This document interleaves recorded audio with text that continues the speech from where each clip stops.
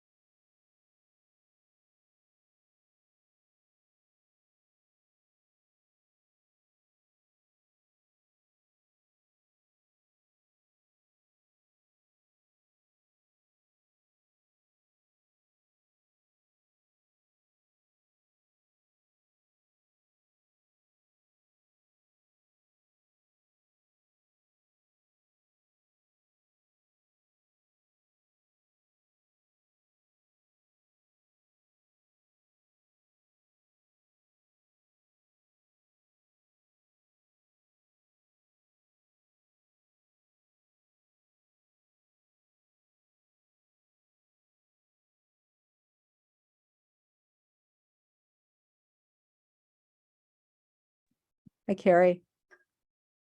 Hello. Can you make me a co-host? Yes.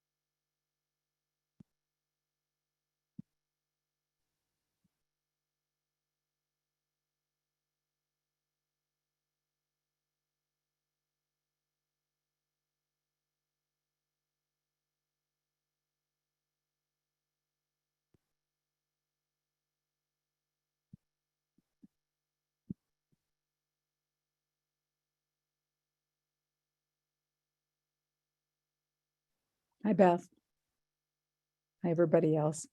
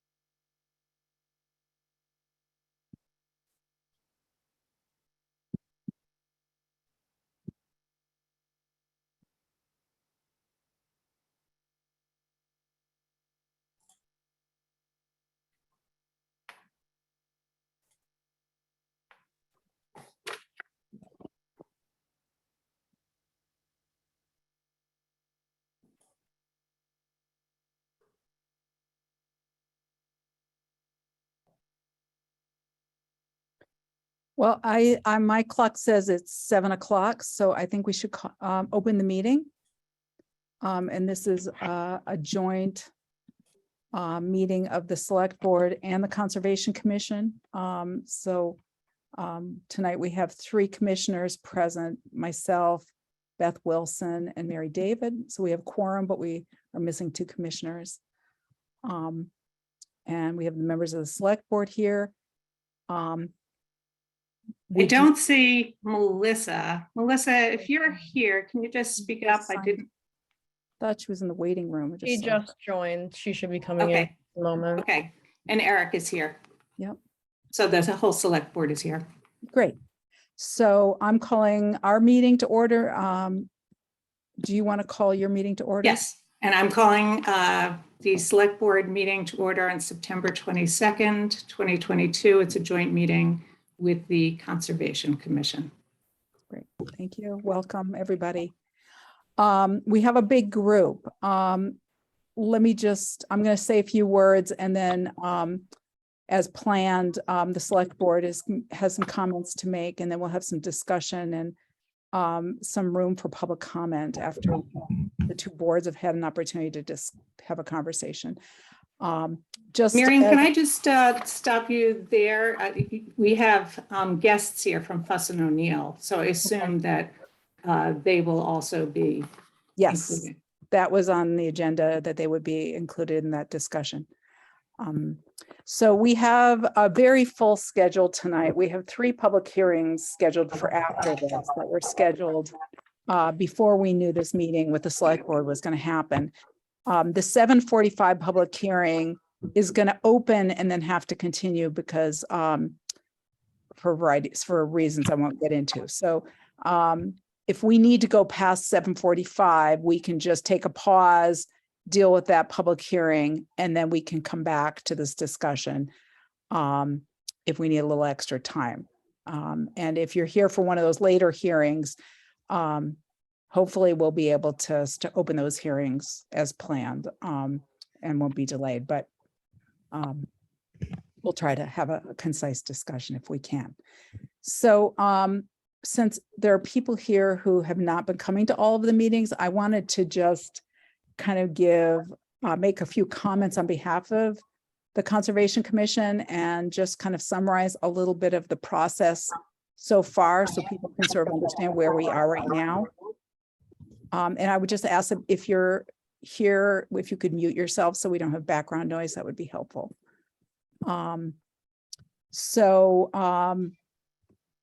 I just want to make clear from the get-go that we're not here tonight to talk about pros and cons about the library project. That's not our purview.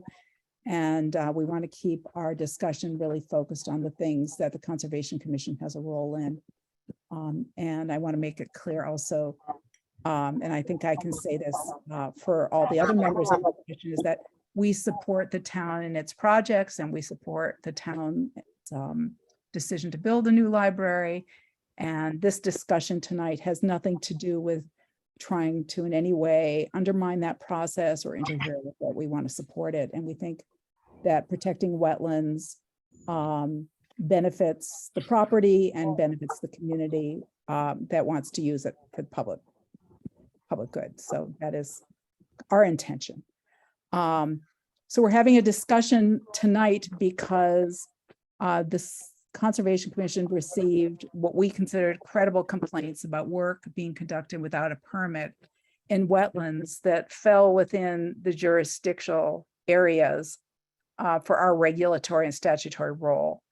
And we have an obligation to investigate credible complaints and be responsive to individuals making those complaints, and also responsive to landowners if there's concern about work being done in a wetland area that's under our jurisdiction.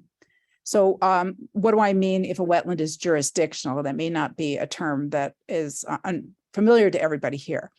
I'll explain that in a second, but basically if a wetland is defined by either the Wetlands Protection Act and its regulations or our Shutesbury Wetlands Protection Bylaw and its regulations as being a protected resource area, then permits are required for work either within the wetland or its buffer zone, unless there's an emergency certification where a permit is not required. What do we mean by jurisdictional? So we are tasked with enforcing the Wetlands Protection Act and the Shutesbury General Wetlands Protection Bylaw and their associated regulations. And these two statutes outline a number of interests and values about the value of wetland resources. Just to summarize it briefly, our scope is to be protecting water quantity, water quality, and wildlife habitat. And to ensure that work done near wetlands or in wetlands are protecting those interests. We become involved when a certain wetland meets a definition, either under the bylaw or the state law, as being a jurisdictional wetland. So tonight, for this particular property, the two kinds of wetland resource areas that we may be talking about are what was called a bordering vegetated wetland, or a BVW, or an isolated vegetated wetland, or an IVW. And for the purposes of our bylaw, if an IVW is more than 1,000 square feet in area, then it is protected by our bylaw. There's also a 100-foot buffer zone around these resource areas, and our Shutesbury bylaw treats that buffer zone as a protected resource area. So work done in the buffer zone is a regulated activity. So one of the questions that people might ask is, why do we have permits? If people are doing the right thing and intentions are good and they're doing good work, why is it necessary to go through these hoops to apply for permits before the commission? And the regulations were developed with an eye towards ensuring that a number of steps happen before work happens in protected resource areas. And that includes that DEP's Wetland Division has an opportunity to review projects and comment on them, that the commission has an opportunity to gather scientific evidence to support the interests that we're tasked with protecting, that the public has an opportunity to contribute to the hearing process if they have meaningful information to share, and then that the commission deliberates and develops conditions for projects based on best practices that might also include monitoring and then certifying compliance once a project's done.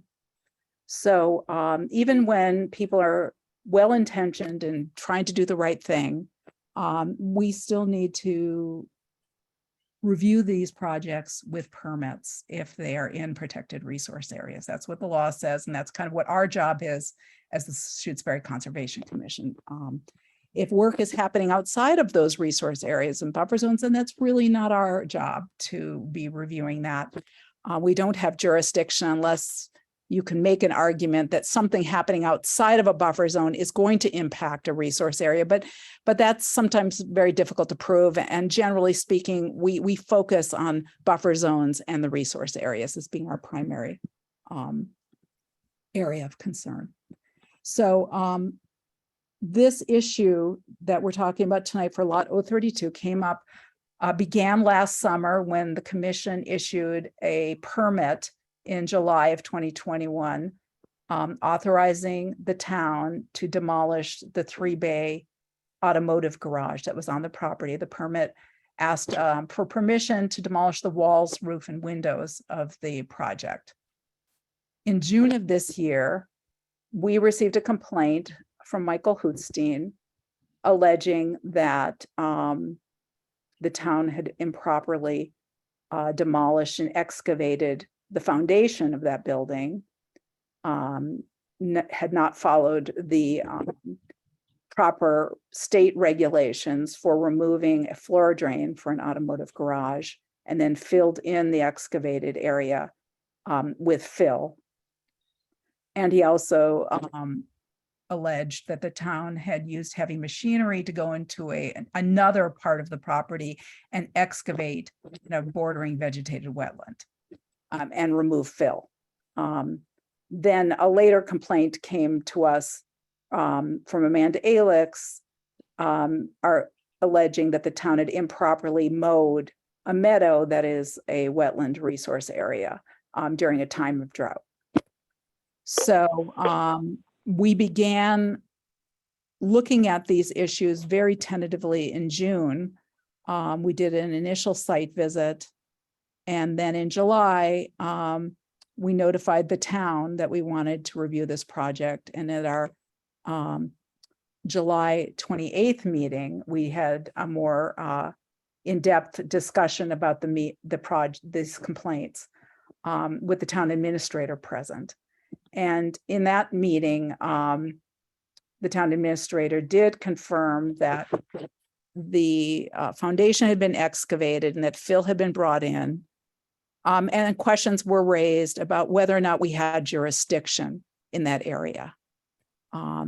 And we learned that there was a previous professional wetland delineation report that the town had that had not shared with the commission. We learned about that at that meeting.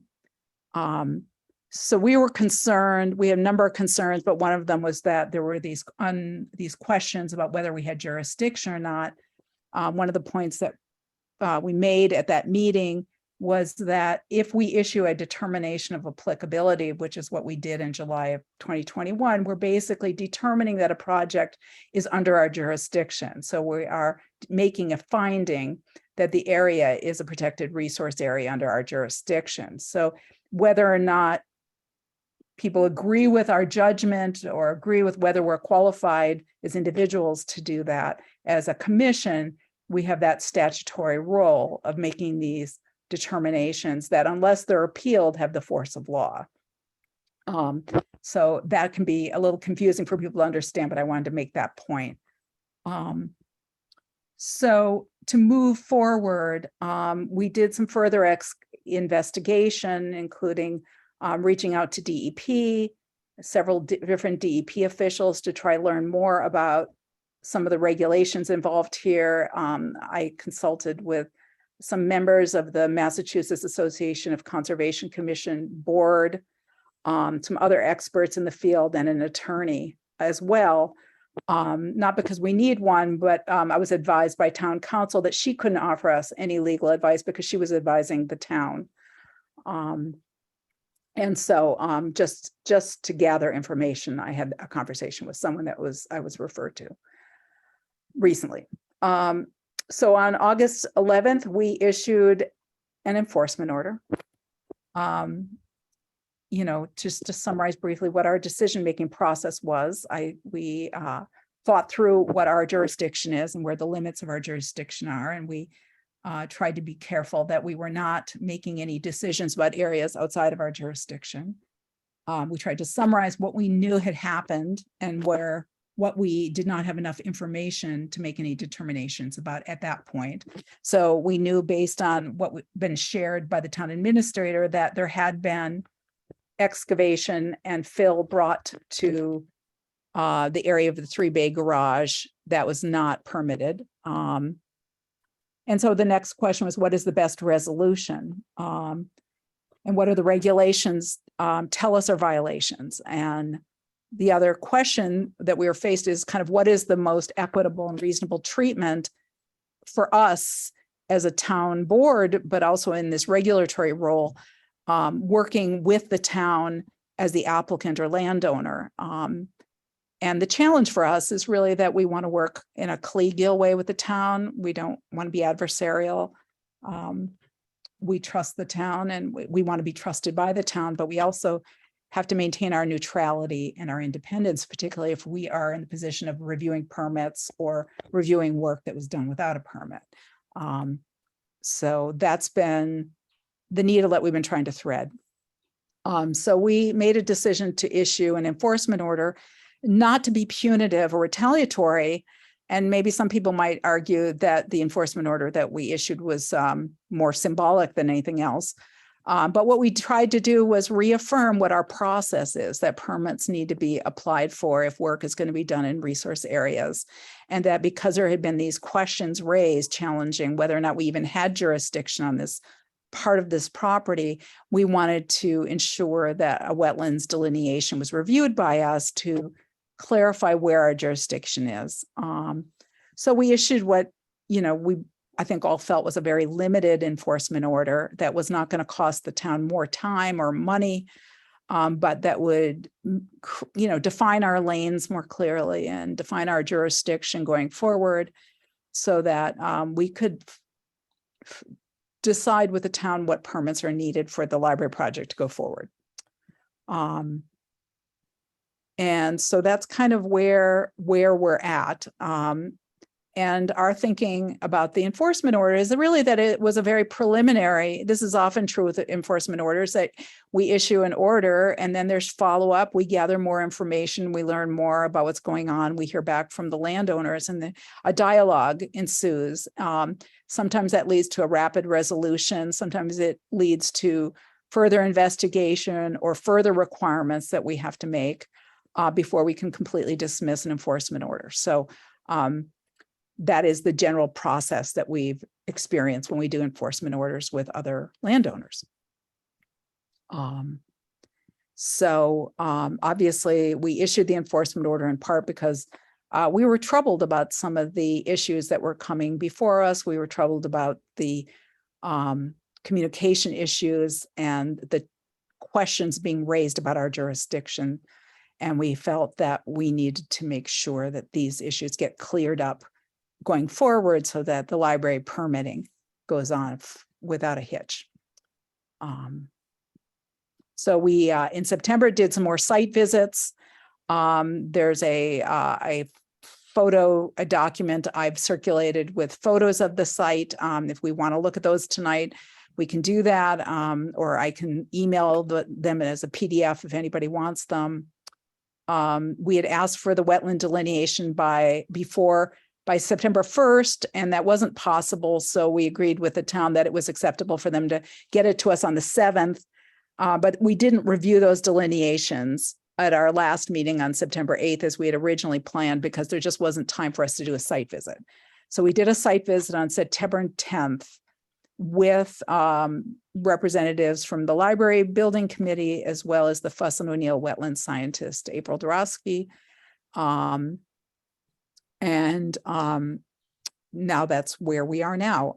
At the September 8th meeting, Steve Sullivan from the Highway Department came to the meeting and shared that the bordering vegetated wetland area that had been an area of concern had been excavated, that the town had engaged in a cleanup operation last summer in August, where they excavated a great deal of debris, not debris dumped by the town. This is old debris that had been pre-existing on the site before the town purchased the property. And that some of that debris had been excavated. And when we went out on the 10th and looked at the site, what we determined was that a lot of debris appears to have been removed, but the site, the bordering vegetated wetland, continues to have debris in it. Some of it is on the surface, some of it appears to be buried. We don't know the extent of that debris. And so that's something I think we would like to have a conversation with the town about. Because that is in our jurisdiction, but I just want to make clear that that discussion is really about protecting that wetland and the interests that it represents, and it has nothing to do with the library permitting. The library project is in a different part of the property and would not be affected by this particular wetland, in my opinion. So that's where I think we are now. So thank you all for coming, and I want to see if the select board would like to take a chance to talk, and then maybe we can have a conversation. We would. So good evening, everybody. I'm Rita Farrell. I'm chair of the select board. Just to be clear, the select board has not met since this meeting, or have not discussed the comments that I'm going to make this evening. But I feel they do reflect the sentiments of the select board. I'm not going to discuss the enforcement order, except to say that it would have been preferential to have a dialogue before that enforcement order was issued, rather than having a dialogue after the enforcement order, as was requested by the select board. So I have a prepared statement, and I apologize, but I felt that I needed to set forth some of my thoughts prior to this evening. I believe the job of the Select Board and the Conservation Commission is to look forward rather than spend a lot of time looking back at what was or was not done on Lot 032. As a Select Board, we are committed to carrying out the will of the majority of Shutesbury voters. And what the voters want is for us to address any environmental issues at Lot 032 through permitting, testing, and any necessary remediation. And they want us to build a library.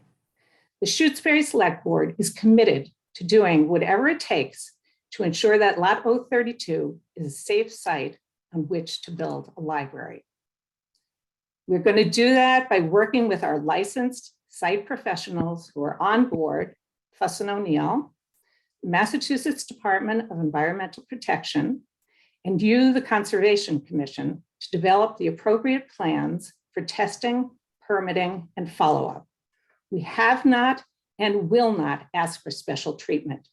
But what we do ask is that this commission work with the Select Board in recognizing our common interest in resolving any issues with Lot 032 in a timely and cooperative manner so that we can get our library built.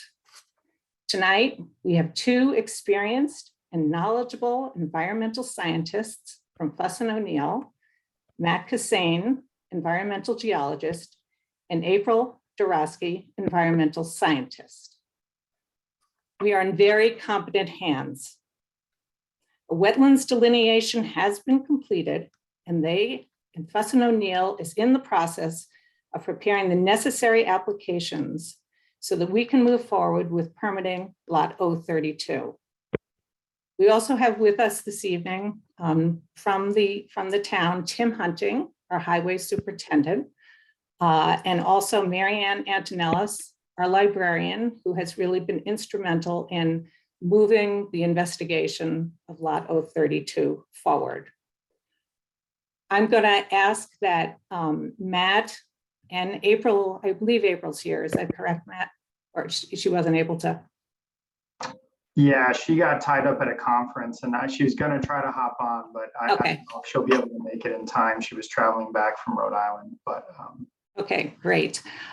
So what I'm going to ask is, Miriam, with your permission, is that I turn this over to Matt Cassane from Fuss & O'Neill to talk about how we want to move forward with permitting this site.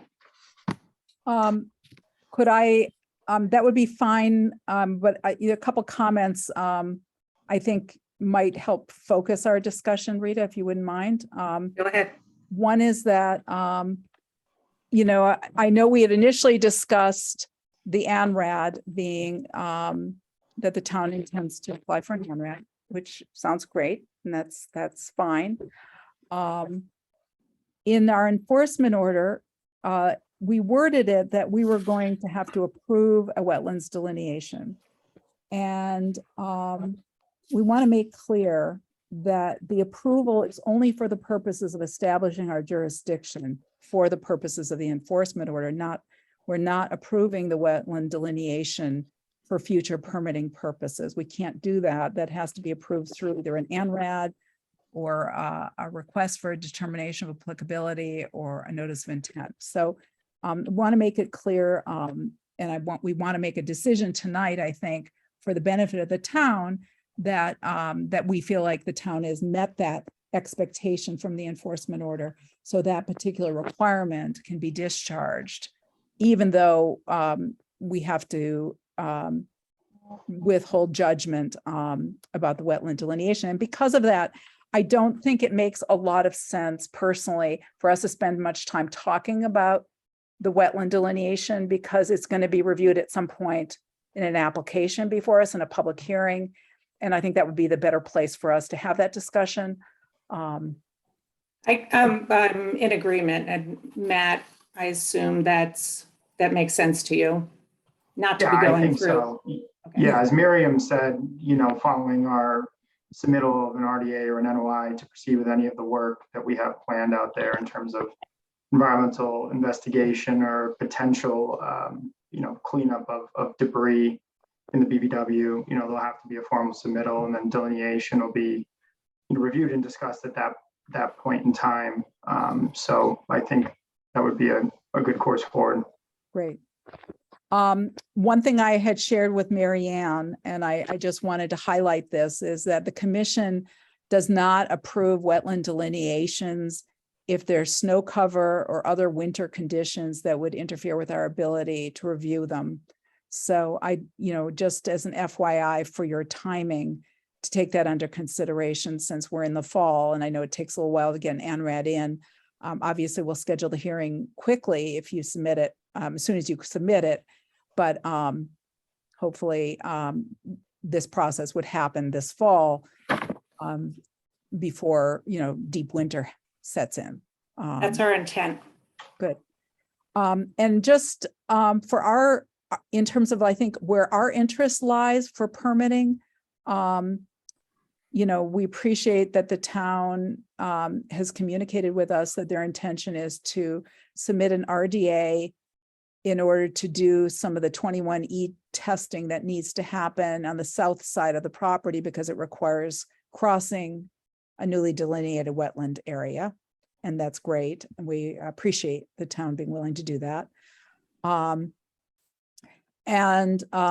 will look forward to the future whenever the library project is designed, if there's going to be work done in a buffer zone, even with the ANRAD, if the work is going to be done in a buffer zone, we assume that there would be a permit at that stage as well. So the two other remaining issues is the issues around this bordering vegetated wetland. I think that we can talk about this, but I think that my recommendation, and a commission can share their own perspectives, the other commissioners, is that, we would really like to ask the town to voluntarily submit a permit application for the past cleanup work that was done without a permit, and for the completion of that cleanup work, because I think some additional work is needed. So I think we would like to not do that under enforcement, but really kind of ask the town to come up with a proposal on an application. And then the other issue that came up is the mowing of the wetland meadow. And again, I think we would like to, we have discussed this with other properties as well, that mowing wetland meadows affects wildlife habitat, particularly if it's done during breeding seasons, and it affects habitat for pollinators. We'd like to have a conversation about what the mowing practices can be in that wetland meadow, either through a permit or through an agreement with the Conservation Commission. We can discuss that if the town wants to maintain it as a meadow habitat, which means, it would require some mowing periodically to remove woody growth. That's something we would like to discuss as well. So Matt, can you, I know we've had some discussions about approach, and maybe if you could take this opportunity to talk about how Fuss and O'Neill would take the lead on moving this forward. Yeah, of course. And so I don't know, I got introduced before, but just to kind of reintroduce myself, I'm a project manager with Fuss and O'Neill. We're located in Springfield. I'm also a geologist by training. I'm mostly, my kind of world lies within environmental investigation, but also kind of crosses over into this, Wetlands Protection Act sort of area as well. As was mentioned, my colleague April Dorosky completed the wetland delineation. Unfortunately, she wasn't able to be here today, but she did attend the site walk with the Conservation Commission to help kind of explain her approach to how she delineated the site. So our kind of initial intent right now is, there's been no further work that has occurred out on the site since the issuance of the order, no disturbance of land. The only thing that we've done at this point is gone out and done a site walk. Actually, at this point, I guess two. To touch on the underground injection control matter that was brought up before, we've been in contact with Joe Cerruti, who's the head of the UIC program at the Mass DEP Drinking Water Division. And we are in the process of putting together a BRP WS06. I know that's just kind of, a random bunch of letters and numbers, but what that is our application package to the DEP, which is going to kind of retroactively register that drain as an underground injection point, and then apply for closure, again, kind of retroactively of that point. So we've had discussion with the DEP about how to proceed with that and how to kind of bring that back into compliance. And that'll include some environmental assessment out within that vicinity, the areas of where we believe that floor drain was and where we know that the outfall for that floor drain was, because both of those are noted in a historical report that has been provided to us in the town. We hope to also include that work in our RDA application. That's going to also cover the environmental investigation on the south side of the property. As was mentioned, the only work for that southern portion of the property environmental investigation that is going to be in or around any sort of resource area is just that we need to get our soil sampling equipment down that access road. Now it's a developed access road, but during April's delineation, she did find indications of wetland species at a small portion of the access road. And therefore, the only way we can get to that portion of the property is to travel down that road with what's called a drill rig. So that's why we would need to request or permit for that activity. And then for our investigation up in the footprint of the former garage in support of this UIC registration and permit for closure, we would need to permit because that is in the buffer zone of a delineated IVW. And we would be needing to do a very small scale excavation or what's called test pitting to assess the environmental condition of the soils in those areas in order to apply to the DEP for closure of that underground injection control point. So that is our intent under one RDA. We had also had discussion of submitting a concurrent RDA that would be for the cleanup. And as Miriam had said, kind of retroactively, the cleanup that has been done and the cleanup that we would like to do to kind of finish clearing the debris in that BBW area. So we wanted to do those concurrent, and we'd be happy to hear kind of input from the commission as well. But just in case, the one for the debris cleanup were to take a little bit longer in terms of the approval process, we want to make sure that we can continue on the environmental side of things, because obviously the town is very adamant and committed to addressing any environmental concerns, and we want to make sure that that's prioritized and moving forward.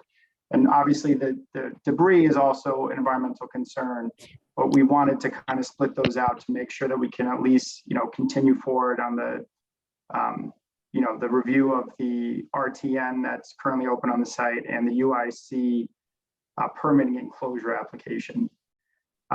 We had also intended to submit an ANRAD concurrently to both RDAs to cement this delineation. We know that, going through the ANRAD process, which would likely mean a peer review, I think we put a lot more faith, obviously in everyone's interpretation of our delineation map. I know there's been some previous mapping done. Obviously, I think we saw some correspondence today about wetlands that are shown on Mass Mapper. So, the ANRAD process, we feel, helps, kind of solidify our delineation, which we're very confident in. But in terms of everyone else who's to look at it and, question its validity. So that is kind of our immediate goal. Our kind of slightly longer range plans, hopefully once RDAs are approved, are to get out there and execute the investigation work, as quickly as we can. Again, the town is committed to, moving this forward as quickly as possible and doing everything, with correspondence with the applicable regulatory agencies. Like has been mentioned, there's been pretty constant contact with multiple departments within the Mass DEP. And I know there's been correspondence with you as well, Miriam, just to, try to keep you up to date on what we're looking to do. And we want to continue that correspondence as well. So, we're hoping that we can get the ANRAD in.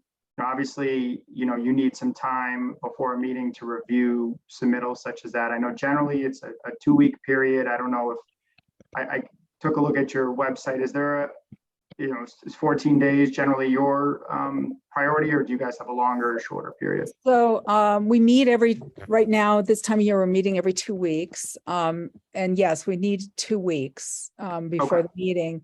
And if we were going to hire a peer reviewer, we need to get a proposal from a peer reviewer, and then we would need to approve that proposal.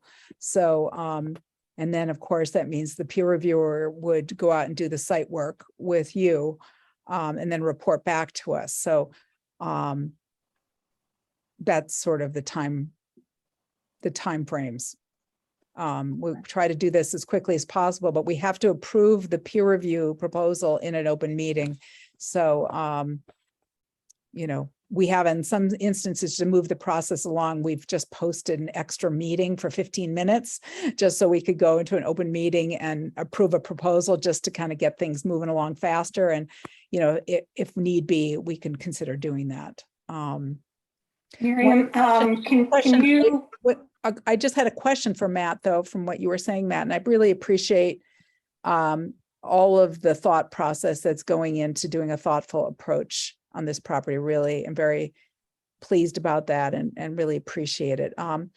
For the remedial work for the bordering vegetated wetland cleanup, I guess, one of my questions, and this would be a question for the commission as well, is whether an RDA would be the appropriate permit, given that this project had involved soil disturbance, and cleanup may involve additional soil disturbance. Usually that kind of alteration requires a notice of intent, not an RDA. I don't know if the commission wants to give some preliminary discussion about that, just to help them along quickly, what your thoughts are about it.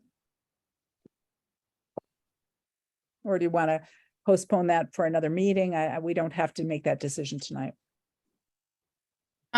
My one thought is actually sort of a suggestion, and Matt could take this under consideration, that if there's going to be a notice of intent for the library down the road, and that may involve some wetland impact, and so then mitigation would be required, the cleanup of that wetland to the south of the building site could be proposed as mitigation with the bigger notice of intent for the library building.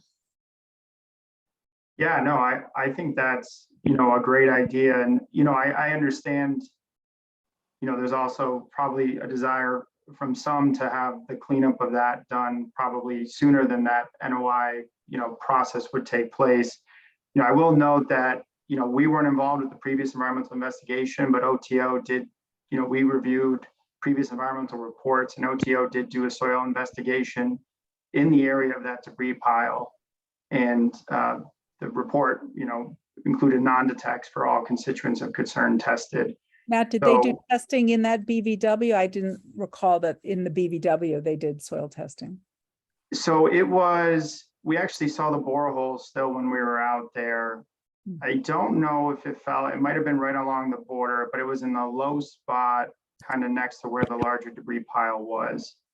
And, just based off of our review of their report, we took it as being kind of representative soil from beneath that debris pile. But, as you said, Beth, I think that would be and Rita, you can interject here, but an acceptable outcome for the town in order to kind of limit the number of, permits that would be filed to your commission. Instead of having 2 NOIs, 2 RDAs, trying to combine these things, and also noting that mitigation is probably going to be a requirement of the NOI for the building of the library. And this is kind of a good opportunity for them to, exact that mitigation for something that's kind of a known existing, issue at the site. So I think, if that were to be agreeable between the town, obviously, and the commission, from, professional perspective, I think that would be a good path forward. And then we could proceed with the RDA on the other environmental investigations to make sure that those get carried through. Obviously, the RTN that is currently open at the site, there's deadlines to be met there. You have a year from reporting to, either tier classify the site or retract the notification. So we want to make sure that we can get out there this fall, do the follow-up investigation that's necessary and see what's going on in that area. And then obviously the UIC, has been brought up as a concern. We want to make sure that we, get that closed out, under the DEP guidance, and kind of put that issue, to rest hopefully as well, with the appropriate environmental investigation. So, I think, obviously it's between the town and the commission if that's an acceptable path forward in terms of the debris, but I would, suggest that it is. All right. And I would support that. We take your recommendation, Matt. All right. Well, I think that it's a great suggestion to combine these into one NOI. Personally, I think that makes sense. I do want to note that perhaps we're talking about different areas, because we did look at where the boreholes were. And the area that we were concerned about is not near the boreholes that were on the OTO map. It's farther to the west, I believe. But that's neither here nor there, because this will all get clarified during the permitting process. Can I just stop? This is, I'm not an expert.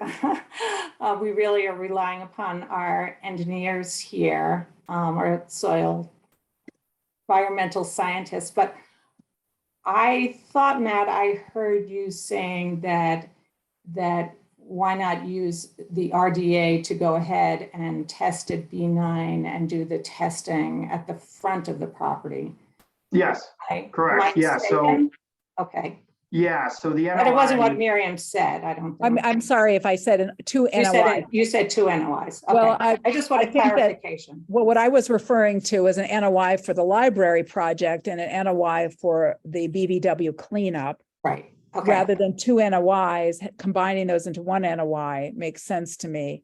Sure. And I understand the idea that these 2 other investigation areas you want to combine into 1 RDA. That also makes sense to me. So, it does simplify things and streamlines it in the permitting. We don't need to have lots of multiple permits. If they can all be combined, it makes sense to me. Miriam, I had a question about the peer review of the delineation.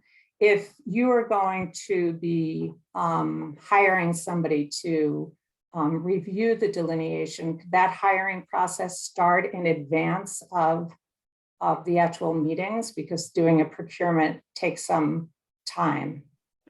Well, we have had excellent success using Emily Stockman of Stockman Associates for other peer review projects for ANRADs. She's done the peer reviews for the solar ANRADs, but she also had done other ones.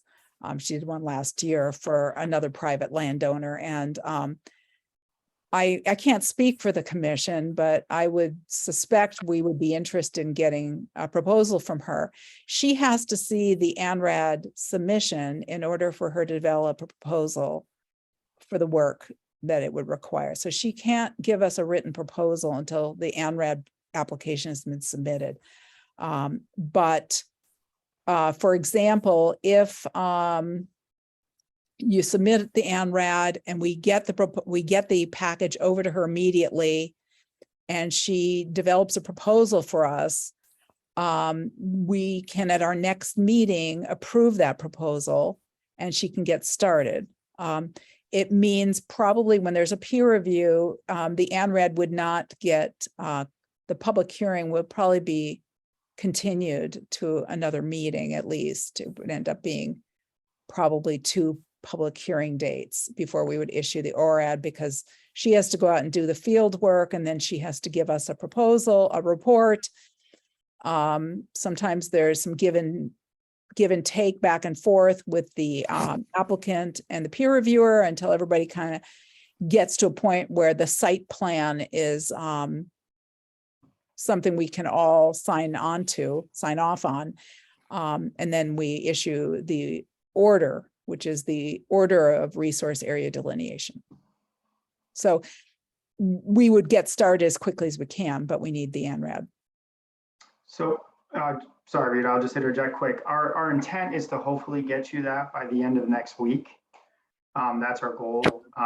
You know, with the understanding that it would probably be discussed at the, what would that be, the 20th, October 20th meeting, in terms of, you know, actually presenting the ANRAD, but hopefully We can meet get it to on, you I think, by- on the 27th. Okay. We meet the 2nd and 4th. So I think. Oh, is the that 2nd and right, 4th. I'm Cory? sorry. I thought it was every 2 weeks. I'm sorry about that. So yeah, probably the 27th. So hopefully that would mean, you know, if we can get it to you by the end of next week, you know, potentially that the peer reviewer could be approved or the proposal could be approved at that second meeting or second Thursday meeting on the 13th. Yes, Does that sound we could- reasonable? If all goes well, yes, we could approve it on the 13th. Perfect. Yep. So we're already working on that submittal, and you know, we'll keep you informed of the progress of that and get it over to you as soon as, you know, obviously the town's had a chance to review and you know, it's ready for submittal. I have a question for you, but I'm also looking at the time and I'm aware that we had a public hearing scheduled for 7:45. And I'd like to just pause for a second so we can address that with Mr. and Mrs. Burns. Are you here? For 58 Lake Drive, notice of intent?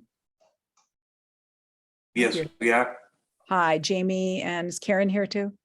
Yeah, yes. Hi. Uh, So I'm going to open the public hearing for 58 Lake Drive, notice of intent. And this is a project being proposed by Karen and Jamie Burns to repair part of the bank on their property down by Lake Drive. And my understanding is that we are going to need to continue this to a later date because we need 30 days to go by with the notice to Natural Heritage. Yes, yes. So that would mean going to our October 27th meeting. I'd like to propose that we schedule your hearing at 7 o'clock. Okay, that's fine. Is that fine? Mhm. Okay. So would somebody from the commission like to make a motion for that continuation? I'll make a motion that we continue the 58 Lake Drive till October 27th at 7 PM. Do we have a second? A second. Okay, David, Aye. Bon, I, Wilson. Aye. Okay, thank you. Thank you. Thank you. Sorry. So just one issue that, and I don't think we can resolve this tonight, but with the other RDA for for the RDA and for the notice of intent, one of the things that the commission would also have to decide is whether we felt we needed a third-party reviewer to consult on those projects. And not having seen those applications, I think we probably aren't going to make that decision tonight, but just wanted you to be aware that that may be something the commission would ask for.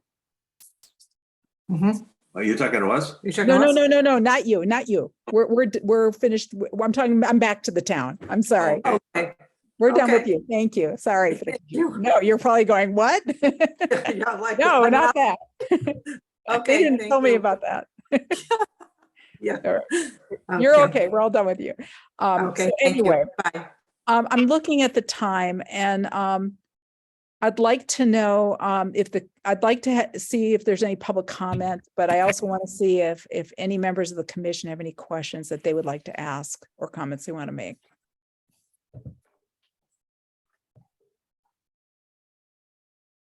And I see Yeah. Mary, Mary, go ahead, Mary David. Yeah. Mine's really more of a request to do that. And in order to keep this process moving, if Matt's going to be the lead, I would just request that if anybody else is involved, the town manager, select board, library director, or the highway department, I know they've all done pieces, but the fact, if we get the information or the request real time, we can work faster on it. So to be copied as we continue to go forward on things would help us from our point to keep this process moving. That's Okay. all. And Beth, did you have any comments? No, I think it all sounds great. I'm glad that Matt is going to be our lead. Seems great. And just as an FYI to the commission, we have I circulated a draft letter that I will review later tonight, because I do think we need to give the select board a written response about the status of the enforcement order so that they can move forward with the other activities that they need to do. So I think we need to let them know which parts of that enforcement order they're being released from. So so that there's no delays in the work that needs to happen. So we'll send you a letter just summarizing that. Miriam, is that something you're going to discuss amongst I yourselves? Or are you think we're just? gonna, I think that we would discuss it at some point tonight and then issue that letter. Yes. I thought that was part of this, part of the first part of this meeting. It was on the agenda as being included in the first part of the meeting, not Well, later. So I would appreciate it just because we're here. I have sure, we can do it another now. commitment. We can do it. But let's have some public comment first, and then we can take care of that. I think I see Leslie Lachonik and I see Steve Sullivan's hands up. I don't know who had their hand up first. So Leslie, why don't you go first and then Steve Sullivan. Thank you, Marion. Can you? And because of brevity and the need, our time pressures, if people could just keep their comments fairly brief, I'd appreciate it. Can you hear me? Yes. Okay, I'll be brief.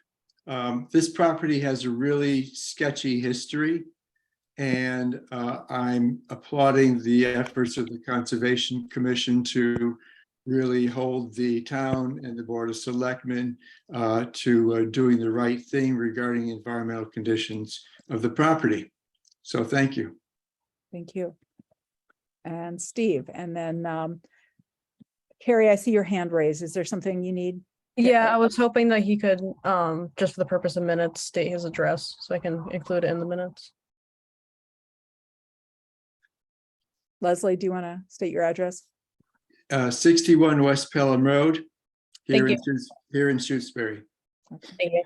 All right, then I see Michael Hootstein after Steve. Go ahead, Steve. Steve Sullivan, 444 Wendell Road, Shutesbury, and a member of the Highway Department. And I'd just like to clarify the statement that I've heard a number of times now that the Highway Department excavated that trash spot. That's not what I said, and that's not what we did. So I just like to make that clear. Thank you. Do you want to add some information what you did do?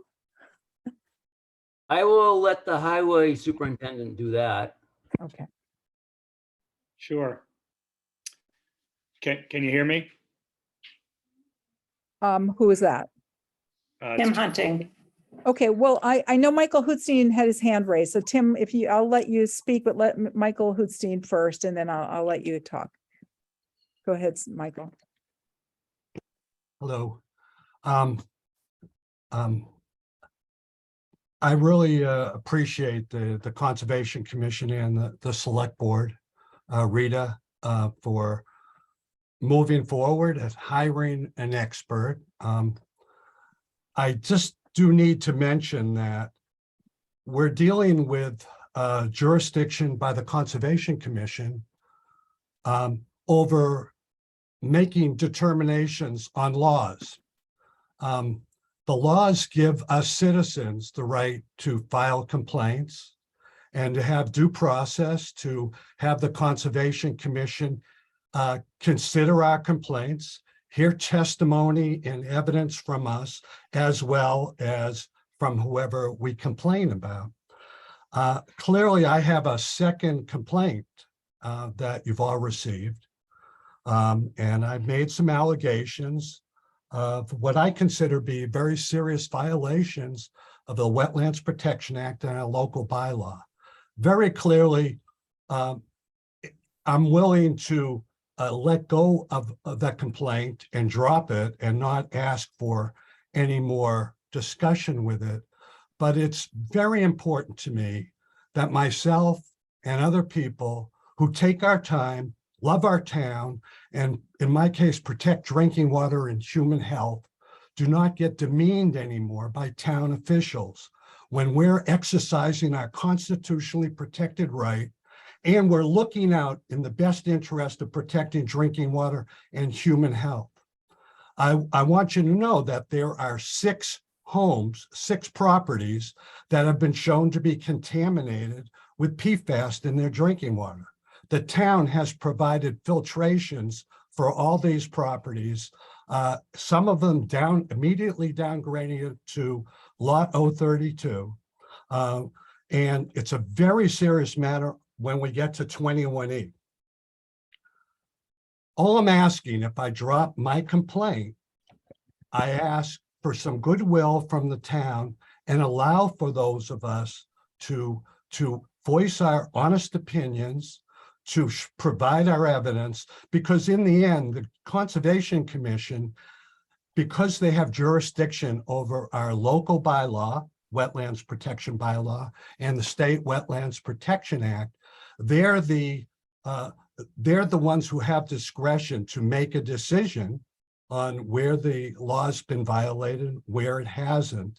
And then, of course, both the town and myself or the group that I'm involved with, we have the right to challenge those decisions. So I'm just asking if there's going to be this constant barrage from select people and Board of Health people that I've been receiving. I've been doing this for 30 years. I've never been treated with such disrespect by town officials doing my job. Michael, I want to interrupt because I think we're kind of getting a little far afield of kind of what our tasks are for tonight.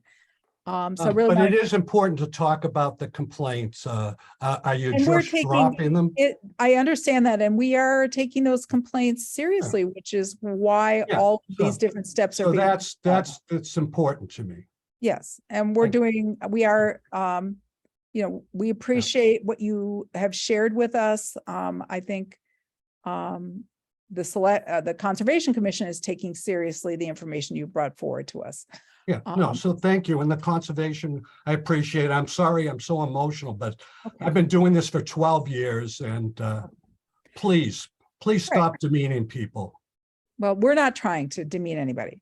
No, the Conservation Commission's been wonderful. All right. So I know that Tim, you wanted to speak, and I'm thinking rather than us trying to make a decision right now and determine who did what on lot 032 when you were cleaning up debris, I think we're going to be able to review all this under a permit, and we can go out and do a site visit with you, and we can point to things and talk to you. And I think that that's a better way for us to come to a common understanding rather than discussing it right now where we may be not talking about the same areas. So that would be my suggestion, is that we kind of table this until we have the permit before us. Is that, or you can go ahead and make your comment if you'd like, though. Well, there were a few statements which were not correct. I won't address them because I know that we have time constraints here, but there's an issue of a drain, there's an issue of excavating, and other issues. And we were the ones that did the work, and I have actually signed an affidavit, and the statements were true, and I have sworn to that. And we can talk about it another time, but I would like to go on record as saying that there are some false statements here. Is there a reason why we haven't been given that affidavit? I provided it to the town administrator. Okay. I have a report from her, but I don't think we have an affidavit. You know, again, we can go around talking about words, but the concern again around our jurisdiction is when people are using heavy machinery in a resource area, that's a concern about an alteration of a resource area. So under those conditions, we ask for permits. We understand that I don't want to get into discussing, did you excavate or did you just move things or pick things up or clean things up? Those words aren't really important right now. The question we had was around the use of heavy machinery in a resource area, which sounds like did happen. And we're going to move forward with a resolution. We don't really need to focus on the past. I don't think it helps us. And I would just like to move past this issue because we have solutions on the table. And I think that that's the important thing, is that we are being forward thinking. I don't want to focus a whole lot on what was done or not done in the past. That's fine, as long as we can keep the false statements to a minimum.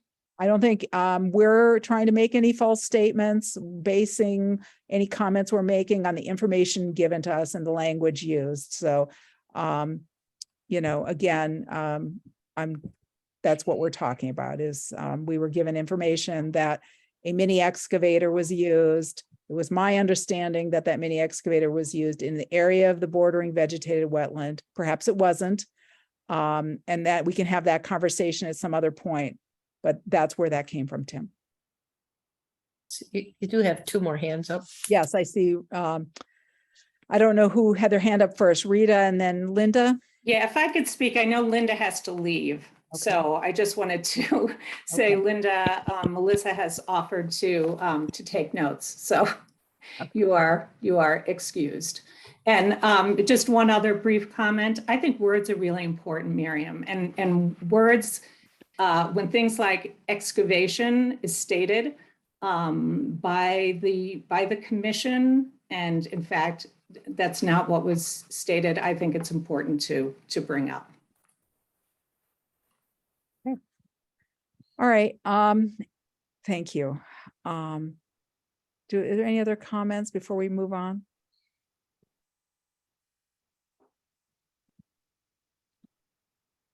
I don't see anybody's hand raised. So are we ready to, perhaps the commission could then discuss the letter that we want to send to the select board. So I had drawn up a draft and I can screen share it and we can discuss it. Did Beth and Mary, did you have a chance to read it over? Yeah, Yes. yeah, I reviewed it. Well, in light of some of the recent discussion, I'm going to put it up on screen share. Can everybody see it? Yes. Okay. So again, we didn't meet with April Dorosky, so I'm going to take that out. It's Kissane, I think. We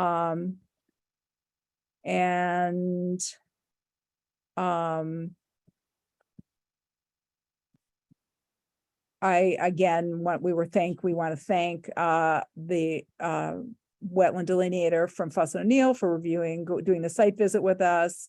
And then this is the language about condition 6 that we are telling the town that they've met their requirement for condition 6. So we're dismissing that condition or discharging it. I'm not sure what the correct language is. Does that seem okay? Yep. Yep. Okay. And then regarding. Miriam, the spelling of Dorosky, I think is wrong. I think there's an I on the end rather than a Y. Okay, Is that right, Matt? Yeah, that's correct. Okay. thanks. Regarding condition 7, we want to give the town permission to proceed with its tier classification activities, provided it submits an appropriate applications for any work in any area regulated by the commission, which we've already discussed tonight. And that there's a plan for an ANRAD and a request for determination of applicability. And this is the language about our limitations in terms of reviewing delineation work in winter. And hoping that we can resolve this quickly before that becomes an issue. Here's just a summary statement about what we've done to review the complaints. And then there's some summary information. So around the demolition of the 3-bay garage, again, I don't want to really get into relitigating here or mincing over words. I don't think that serves us. The result here is really that we are looking forward to the results of their investigations. And then around the excavation, and again, we can change this language to alleged alteration, which perhaps is a better way of putting it. Again, we've heard conflicting reports about what was done, so I'm going to suggest that we take out that language about what specifically was done in the bordering vegetated wetland. But we were told by the town that automotive and household debris were removed from several areas on the property, including a wetland resource area and its buffer zone, is my understanding, and maybe other areas. And while the effort to clean up the property is laudable, the commission requires a permit for this kind of work, which is considered an alteration. And again, in our inspection, we observed that the cleanup efforts have not removed all waste materials that were previously dumped in the wetland area. So we asked that the town submit an application to the commission so we can review and condition the completion of the cleanup effort. So I think that summarizes kind of where we're at. How does that sound, Beth and Mary? That sounds good. Yep. Sounds great. Rita, did you have a comment? Yes, the alleged alteration of a bordering vegetated wetland was not in the enforcement order. So how are you releasing us from the enforcement order? If that wasn't even well, in this is not a releasing. This is describing a complaint that was brought forward to us that we were investigating, Rita. As I mentioned, with enforcement orders, they can be followed up with clarifications, with additional requirements, or with releasing applicants from certain conditions. And in this instance, we explored this bordering vegetated wetland. We have concerns about the need for it to be cleaned up. So that's the basis. I guess I understand that, but if it's done in the context of the enforcement order and it was not in the original enforcement order, it seems to me that it doesn't belong here. This is a letter about all of the concerns we have about the property, Rita, that we've been investigating. So it's in the context of the complaints that were filed with us. It's the enforcement order, as I mentioned earlier, was a preliminary step, and we're trying to move on from that and release the town from any components of it that it has already satisfied or that are going to hinder it from, doing the investigations that need to happen. And really, we've already just talked about this and agreed that we all were in agreement that an application needs to be submitted. So I'm not really understanding what the concern is. This is really documenting what we would like to have happen. I thought this was we were talking about the enforcement order, but I'll let it go. This is a letter to the select board, Rita, about what our concerns are about the environmental conditions on the property. I And- get that, Miriam. I get that. Thank you. Thanks. Then I have some content here about the mowing. Commission was made aware that fields on the northern end of this property were mowed. Some residents raised concerns about this. We're not going to really pass judgment about that at this point. That can be discussed during the ANRAD hearing. But we do wish to observe that some of the areas on this property that fall within a BVW and their 100-foot buffer are meadow habitat. And then I have some content here that I think is just really important for the community and for the select board and for all of us to keep in mind about what is the value of wetlands as wildlife habitat, and particularly wetland meadows, because wetland meadows can provide habitat for a number of different kinds of organisms and have beneficial characteristics for water quality. When we did our site visit, we observed that there were, in the area that had been mowed, there were a number of milkweed plants, which fortunately were rebounding. And I saw about a dozen monarch caterpillars, but it just underscores, for me at least, the importance of not mowing during organism breeding seasons, because monarch habitat is shrinking and monarchs have been designated as an endangered species by some environmental groups. So we're just, again, wanting the town to be aware of this. We support the development of pollinator meadows outside of jurisdictional protected resource areas. And in some other projects recently, we've issued conditions around mowing only in winter seasons or late in the fall seasons to avoid disrupting wildlife habitat. So we would like the town to submit an application to us to review a mowing plan.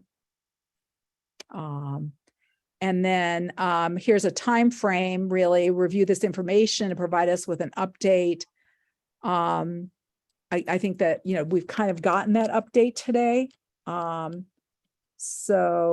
I think we could take that sentence out because we've already gotten that.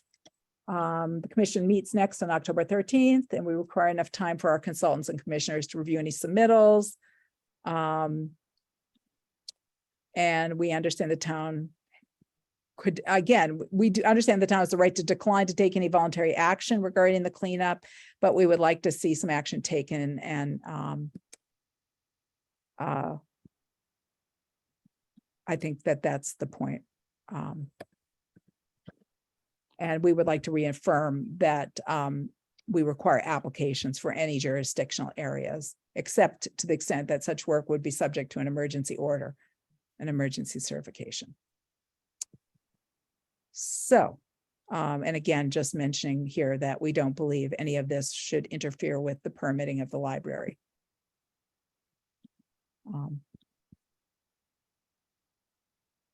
Any suggestions or comments from the commission?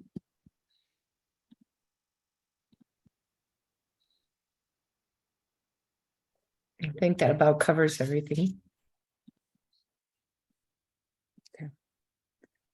Rita, did you have any questions? No. Okay. Except I just went back and looked at the agenda and you were talking about the enforcement order, so it's okay. I just take. Rita, if we didn't do this, we would be leaving you in a situation where you would have a cease and desist order preventing you from doing any work on the property outside of jurisdictional area. So I felt like we needed to resolve some of these conditions. So that's fine about resolving the conditions. It was adding the work on the bordering vegetated wetland. That's all. That was new, and you even were talking about amending the enforcement order in your first draft here, but it's fine. Please. Okay. All right. Somebody want to make a motion for this? I make a motion to issue the letter regarding lot 032 that I'm assuming this is going to be the official release of the enforcement order. That's what we're doing here. It doesn't quite say that. I can change the wording if we want to do that. I think, yeah, I mean, I think we need something that does, release the enforcement order, and that document talks a bit about it in a few different sections, so. Okay. All right. So how about if I add, I don't know. Well, we are not here, the requirement for a permit for the wet meadow. We're asking, let's see.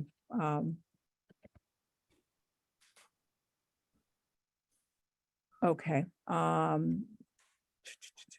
just add a letter, this letter hereby releases, what's the word, discharges? Or what's the word? Release Releases, is good, yeah. releases the town from the 8/12/22 enforcement order. Do we want to review this letter, this wording, given that? Do you want me to pull it back up? Good. What? I'm fine with what it said. I just wanted to make it clear because we do need to have some kind of a document that states that. And if we want to use this, then. Because we do in some places, letters say that we're reaffirming some requirements, but I would say any of those requirements exist whether there's an enforcement order or not. For example, the requirement for permits in jurisdictional areas is independent of the enforcement order. So those are not, the town's not relieved of those obligations just because we release the. No, that feels like a general comment, a recommendation. I think it's fine out, so I'll second that. Okay, all right. Okay, thank you. Okay, so are we ready to move on? Are there any more comments from the public or any comments from any of the town officials? I think we need to vote, don't we? Vote on the Well, letter, yes. Thank you. Motion, somebody? We just made the motion. We did make the motion. Okay, is it a second? I seconded it. Okay, David, Aye. DeFont, aye. Wilson. Aye. Okay, thank you. All right, any more comments? All right. Well, then I suggest we move on to the rest of our agenda. Do you want to remain in open meeting, select board, or do you want? No, we're going to adjourn. Okay. Well, Do thank I you hear a for- motion to adjourn the Shutesbury Select Board meeting? Oh, God, they didn't leave, did they? Sorry, I was muted. So Eric? moved. So moved. Okay.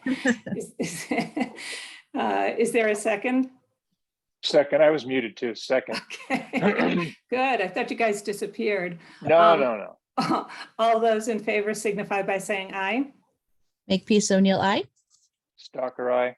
Farrell, aye. Good night, everybody. Good night, Thank you for everyone. coming. Nice, thank Good night, you. everyone. Thank you.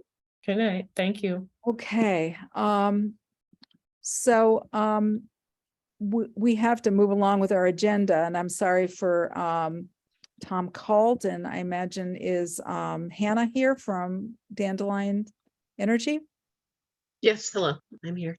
Okay, so we're going to move along and open the public hearing for the notice of intent for 86 Sand Hill Road, which is for a geothermal energy system. Landowner is Tom Colt, and Dandelion Energy is the geothermal installer. So thank you for coming, and thank you for working with us to revise some of the site plans. No worries. My apologies for the rounds of edits that we've had to go through. Okay, yep. Well, I think we finally got to a place where the site plans were clear enough. I had a couple questions. I don't know if other members of the commission would like to ask some questions in the interest of just being time efficient. I think we kind of have reviewed this project a lot, so perhaps we can make this more time efficient. Does anybody have questions? I have a couple. No, What is the length of the trench that you're proposing? Let me pull up the map right here.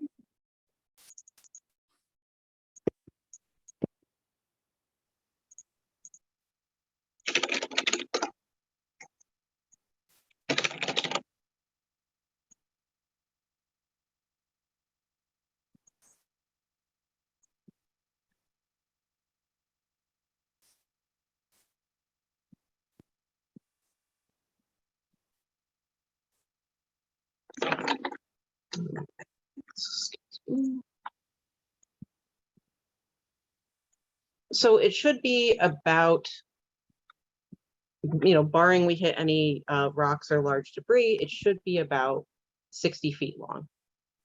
Okay. And it sounds like there's no plan to put anything on top of the trench after you've reburied the conduit to mulch it or do anything else. Is that correct? So I spoke with a couple of my supervisors after the last comments you had about that. In the submission, I literally sent you this morning, so my apologies there. We are planning on mulching the part that is going to be not gravel driveway. The majority of the trench goes underneath the existing gravel driveway. Anything that's going to be outside of that will get mulched. And what are you going to mulch with? We can use anything that the commission would like. We were planning on just using either regular mulch or wood chips, but if you have a preferred material, we're happy to use that. I don't think we have a preference. We just don't want you using hay because it can have seeds. Gotcha. We can definitely do wood chips without any sort of Wood seeds. chips. I don't have a problem with wood chips. Is that all right for everybody else? Okay. So I feel like, and we have the erosion control plan as described that's in your submittal. Yes. And I know that in our erosion letter, which is on page 50 of the big document, we have a couple different described processes for erosion control. For the trench, we would like to just, because of the steepness of it, we would like to use the silt fence. But for holding the materials, the drill cuttings, we would create a sealed silt container to hold all the material in. We are also happy to, have the mud processor on site if that's something that you guys would like to separate the water and the soil. We just like to list options because some folks like some other than others, or some better than others. Well, what would be the benefit of the mud separator? The mud separator separates the fluids from the solids. So the benefit of that would be you wouldn't have like normally what you do is you build up a silt pen to keep the material in, and then you let it sit and kind of evaporate. And then when you go to dig the trench, you can reuse that material in the trench. So you don't lose any of the material that you have. The mud processor does that faster. So if we're going to be sitting out for a day or two, the silt pen is fine. The mud processor is a little bit cleaner just on site and faster. So in areas where, like, for example, we have, if we drill in like a very tight neighborhood where there's not a good area to dry out soil naturally, we would want to use that mud processor. Okay. The benefit of not using it is, the water can go back into the water table, but. Mm-hmm.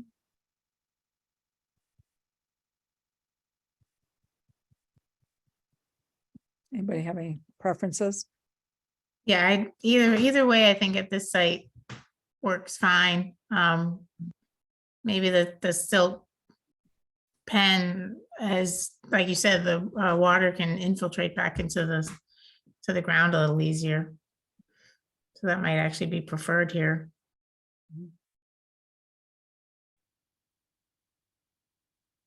I would just I would leave it to the installer to use whatever method they want to use. I don't think it's going to make a difference. Okay. Perfect. I have a draft special conditions, and I did have a couple questions before we close the public hearing. Because you gave me all these site plans kind of later in the day, and I have not had a chance to kind of pour over them. The question I have is the are the flags in the site plan, the individual flags mapped onto the site? Yeah. If you go to page 18 of the 65-page document, it has the individual flags marked. I didn't include them on all of the figures here just because I wanted there to be some clarity between, what was there, but they are all listed. I see them listed, but they're not mapped. I'm gonna bring this up for screen share because it's important for what we put on our permit. That's why I'm raising this. So let me pull this up and see if you guys can see it. This may not be the most recent version. I'm just realizing it is not because you sent one today. Yeah, it's the one with the date at the end of it. All right, see if I can find that one. Carrie, you don't happen to have it handy, do you? I'm just trying to find it. Not at the moment, but I could probably pull it up really quick. And I can screen share if that makes life easier. All right, why don't we do that? I'm going to stop screen share. If you can give her screen sharing. Yeah, give it to the Hannah Kowalski that's not currently on video there. That's not on video? Correct. Oh, I just found mine, actually. Okay. Go, Okay, hang on. perfect. Go for that. And it'll Okay, be so this is page- the 922. Yep, and it'll All be page 18. Okay, I'm back there again. Let me try to screen share this.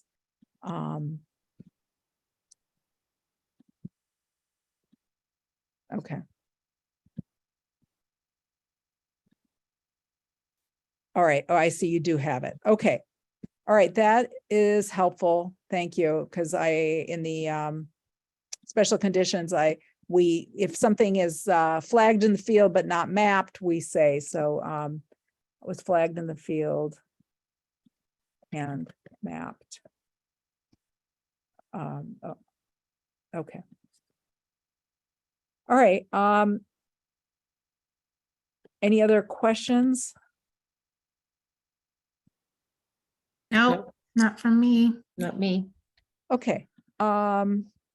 So I think we can approve the we can go over the conditions. I am going to stop the screen share. And does somebody want to make a motion to close the public hearing? I'll make a motion to close the public hearing on 86 Sand Hill Road. Okay. Second, A second. David, Aye. Devon, I, Wilson. Aye. All right, so let me pull up the and screen share the special conditions if I can find them. I think this is it. Okay. Can you guys see it? Yes. Okay. Commission finds the project is within the 200-foot riverfront area of Dean Brook. Mean annual high water line of Dean Brook was flagged in the field and mapped by flags. Does that sound right? Mhm. Yep. Trying to get rid of the yellow. The commission finds that the boundaries of the A-series vegetated wetland are flagged on the field on the property and mapped as A1 to A18. Then we have the commission finds the boundaries of the B series bordering vegetated wetland are flagged on the property and mapped as B1 to B24. And the 100-foot buffer zones around the A series and B series bordering vegetated wetlands and bank are not flagged in the field, but are protected resource areas. Does that sound all right? Sounds good to me. Yep. All right. Here I had a question about the trench. a 60-foot trench is proposed. That's what I think they said. That's correct. Correct. And the trench will be filled with materials, Trench silt fences are proposed for erosion controls. After completion of the project, the trench outside of the gravel driveway will be mulched. Then I have the distances here. Applicant proposes to cover the disturbed trench area. Okay. With a layer of wood chips. I guess I just said that, right? So we don't need to do that. Hold on. Does this look all right? Yep, that looks great. Yeah. Borehole spoils trucked off site. I'm not really sure if that's true or not, or whether they were going to reuse the spoils. We tend to reuse the soils if we can, but we can truck them off site if you prefer. We usually just Well. keep them there. May be trucked off site for disposal if not reused on the site. Miriam, I have Okay. excuse me, Miriam, this is Tom Colt. I have a Yeah. little suggestion. How about saying the applicant proposes to cover the disturbed trench area outside the gravel driveway?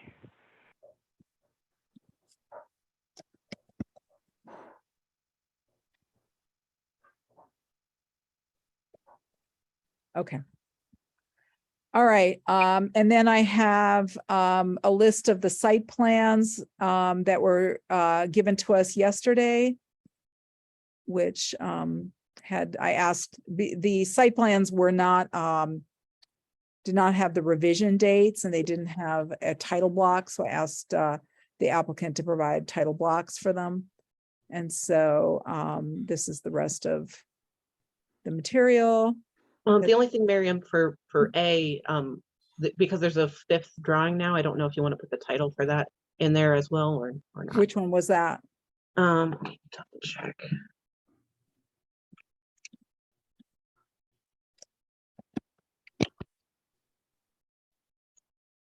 So it should be, I was including the site plan as one of 5. The other 4 were the same. And that would be on page 16 if you wanted to look at that quickly. Okay, that's all right. Okay. And then this is pretty much just boilerplate. Here are our general conditions that are pretty standard for all of our orders. We asked the applicant to give us a letter that states that they've understood the order of conditions prior to the commencement of any work. Then and do we want proof of registration with the recording with the registry? Yeah, if that's not already a general condition somewhere else, that should always be in there. Prior to the commencement, well, let's say within 30 days of the issuance. I don't, because it's within 30 days of the issuance of this order, the applicant shall provide the commission with proof of having recorded the order with the Franklin.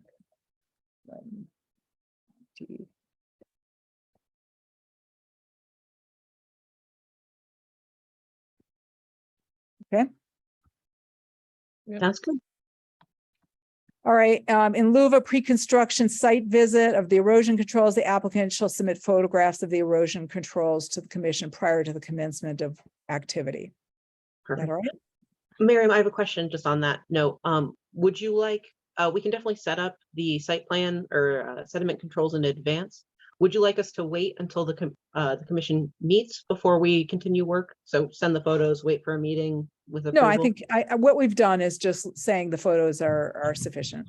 Gotcha. Okay, thank you. Okay, it's a simple enough project that, it's a small enough project, I mean, that I think that that's adequate. Does everybody else agree? Yes, Okay. Construction phase, this is all boilerplate. Following the completion of the project, at least 2 inches of wood chips shall be applied to all areas of soil disturbance, outside of the gravel driveway for the purposes of stabilization. That's a condition we've done before. Sounds And good. then within 30 days of completion of the project, we ask for a photograph. And that erosion controls remain in place until the site is vegetated and stabilized. That sounds good. Any other questions? Miriam, this is Tom again. You've got landowner Ellen and Stephen called. That's my son. It should be Ellen and Tom called.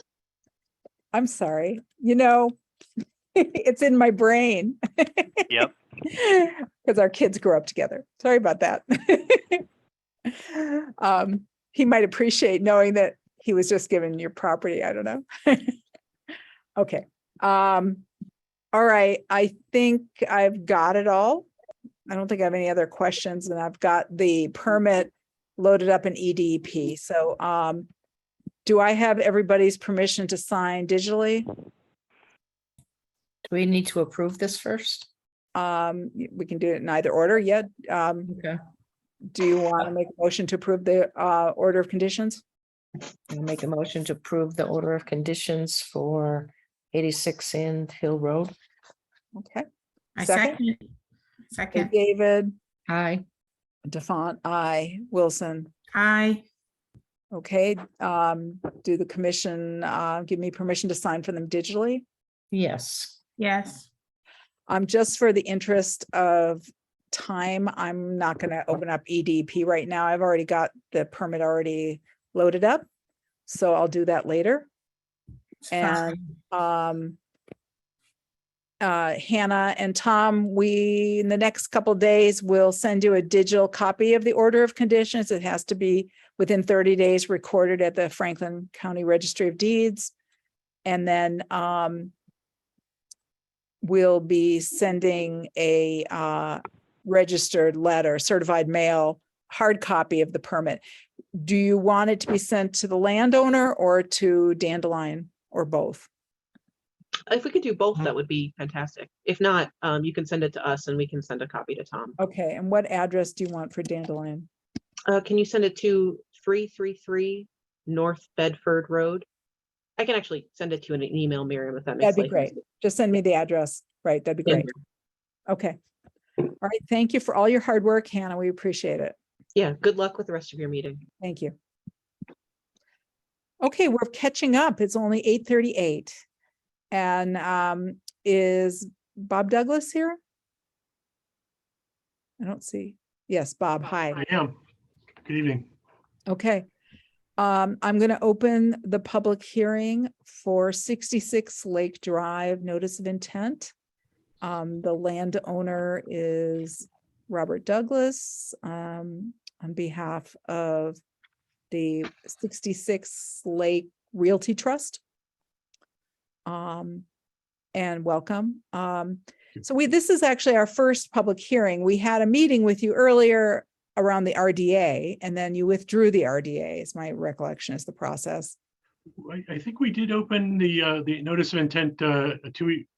Did 4 we weeks actually ago. open? Okay, Yeah. so this is a continued, I did not recall that. Okay, so this is, we're opening the continued public hearing. Carrie, you've got your hand raised. Yeah, I was just gonna clarify that, yeah, because I just did those minutes the other day, is that it was opened on the 25th and continued today.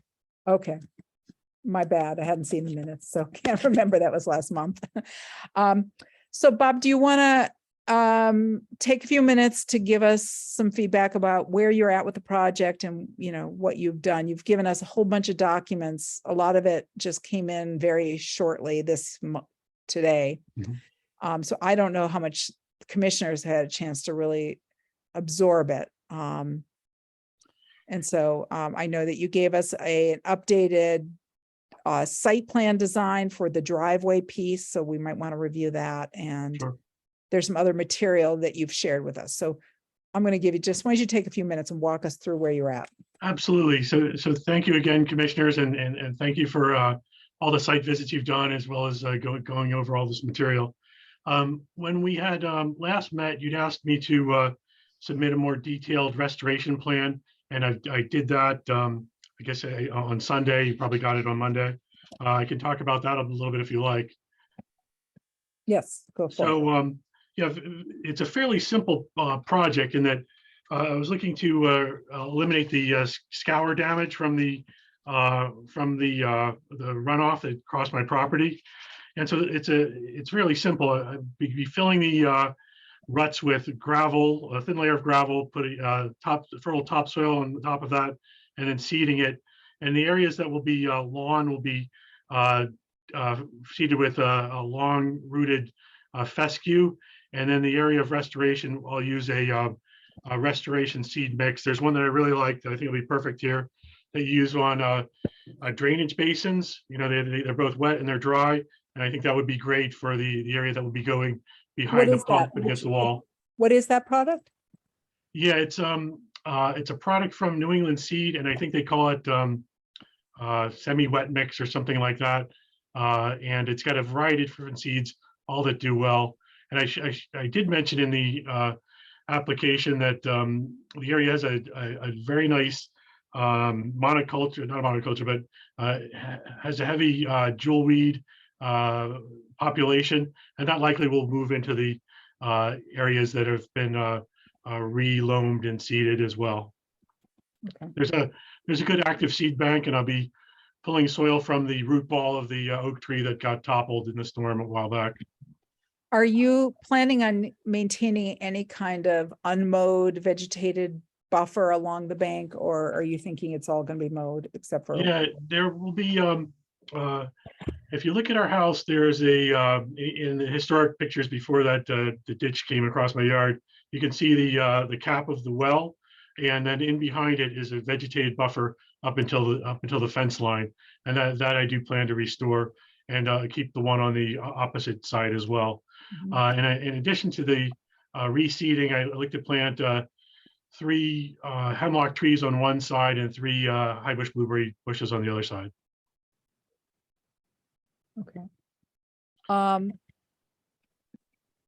How far, one of the things for the permit we need to know, because it's a buffer zone project, what is the minimum distance to the bank? It's like less than a foot, right? For the restoration work? Or? Yeah, so because the scour goes all the way right up to the bank and then it drops off, I'll be restoring, I'll be putting straw wattles across the bank itself, and then reseeding and regrowing all that area that's been affected by the scour. And I have some pictures in the that I sent you. But you're not considering this a alteration to bank project, so we're going to say yeah, I would say like a restoration of bank project area that's the grass has been pushed away. It's down to cobbles and stones. I would simply fill that in and restore that. I think that's obviously a healthier bank than what's currently there to have but it. You haven't, but in your NOI, you listed this as a buffer zone project. You didn't put bank as a. I think because it is a. I think the definition of bank would be that because it's a an anthropogenic wall that it doesn't go beyond that is the bank, the edge of that thing, just like a pipe is the edges of the pipe. So you're not altering. You're not altering. I just want to be clear in case this is a question, but you're not altering the bank, so that absolutely not. Therefore, it's a buffer zone project. Correct. Okay. It's the very beginning of the buffer zone for sure, but I think that's important. Any discussion about the restoration plan? Any comments from the commission? No, I'm good with the restoration. I would like to see the newest version of the driveway area, I guess. Yeah, we'll get to that in a second. Pull it up. Yeah. Yeah, I'm okay with the restoration too, I think. Okay. Bob, do you want to pull that up? We give you screen sharing? Can you pull it up? Yeah, I'm not sure I have it in electronic form. All right, let me see if I have it handy. I might actually have it open already. Let me look. Close that project. Doesn't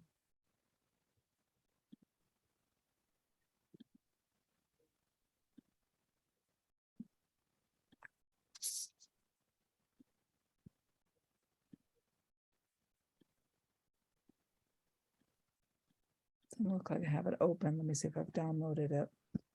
Carrie, if you see it, let me know.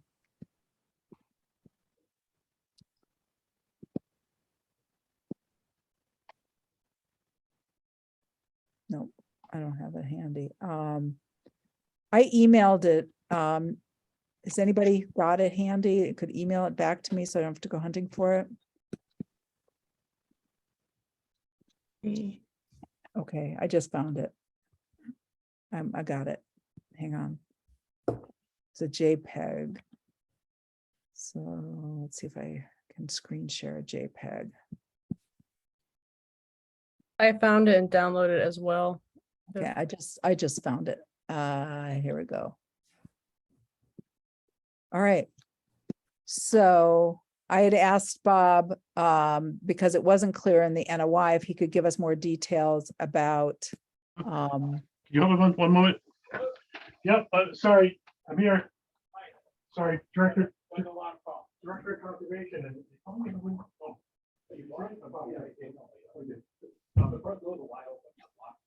that was not me. I came to the side here. everybody see this?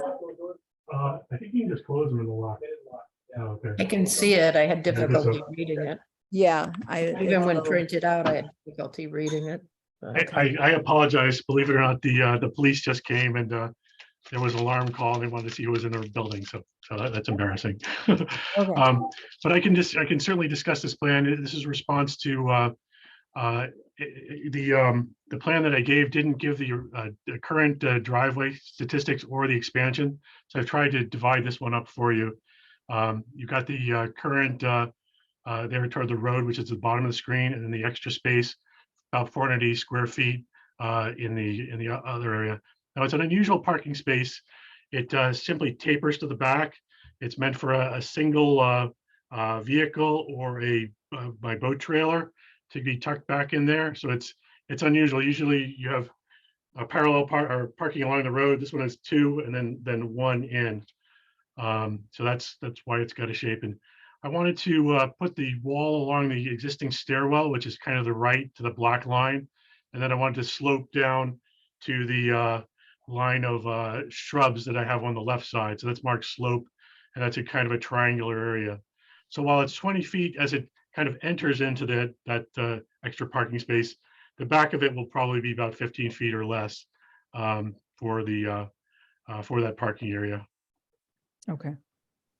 So the overall square footage, do we know what the change is? Yeah, so it averaged out to be about 480, and that's 20 times the distance. But again, it will taper, so it likely won't be that much. But I wanted to kind of put in the possible maximum number in case I had to flange out. So Currently it's 450. Yeah, the one up front, the current parking area is 450, and then the one in the back will be a maximum of 480 square feet. Okay. And you're proposing berming this? That's right. I Raising the grade. harden the front of the parking area and essentially protecting the stairs and the property by putting up a berm and a planter along the front road line of the house. So you're talking about the berming the driveway berming the driveway to the road? That's Right correct. here. And then to the, Is my cursor showing up? Yeah, Okay, That's so where this we- is the area you want to berm, that's and correct. then this area is where you want to put the planter. There would be a sturdy planter that would cover that section of the front. And that'd be what would the planter be made out of? Yeah, I picture it as pressure treated wood. so if you berm that, then how are you addressing water coming off the road on that side of the property there? Right, the idea is to protect the property. There would be a space to the what's the left on this diagram where water from that side of the road comes to that would be allowed. But and my thesis has been through this whole thing is that really the road and the entire watershed really needs to be treated a different way than to have it dumped on an individual homeowner. So, and I believe you got the letter from an engineer that corresponded to that for an area that's 400, 500 feet long, that should not all be funneled into one place because that increases the volume, increases the turbidity, and so on. So, Yeah, we thank that's you. something that I'd So like I to know think, the road is. so Sorry. my question is though, to the left of the property for berming the driveway and the kind of to the, as you're looking at it to the left side of the property, why aren't we allowing some water or whatever runoff comes down that side naturally? That's not the side with the drain we were talking about. Right, yeah, so that would be an area that I could perhaps taper down the berm, so water would be able to go in on that area to the would be the left of my house. But I don't want to get into the drainage business because really that should be the responsibility of the roadway. Well, I'm not talking drainage, I'm talking about the normal runoff you're gonna get once you close the drain. There's gonna be some runoff to come onto the property.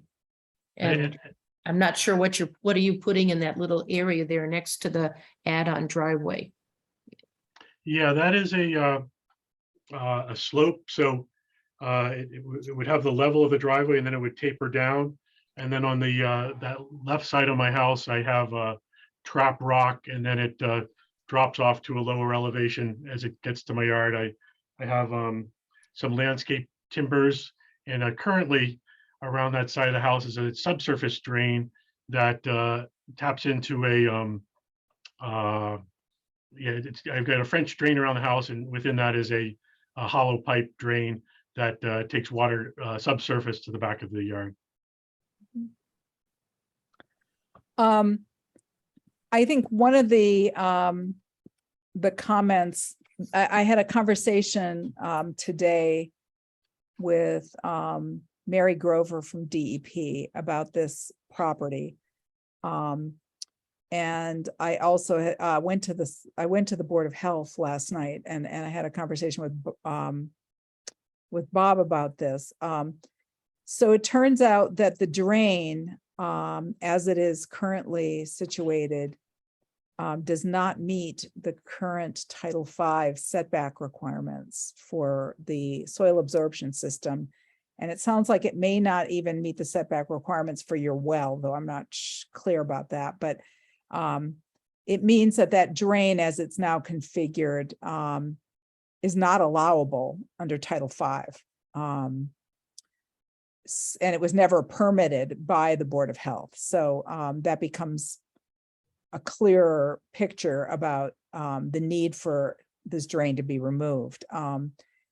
So the question is really about, what are we doing and where do we see our jurisdiction when we're outside of the 100-foot buffer zone and we're talking about stormwater management. And we've talked about berming with other properties, and the problem in my mind is that it's a standard that's been applied inconsistently by the commission and without the commission's input, just by landowners. So there are properties that are berming, some properties are not berming. And I just don't know how we exercise our jurisdiction when we're outside of the 100-foot buffer zone. And that's what I'm troubled by, is whether we have the jurisdiction to mandate stormwater features outside of the 100-foot buffer zone. We have done it on some of the other projects, and I look at this as more, if you're approving the berming that's not there, you know, we've been not approving berming on other projects that we looked at. Mostly because it's altering the flow of the water into different areas.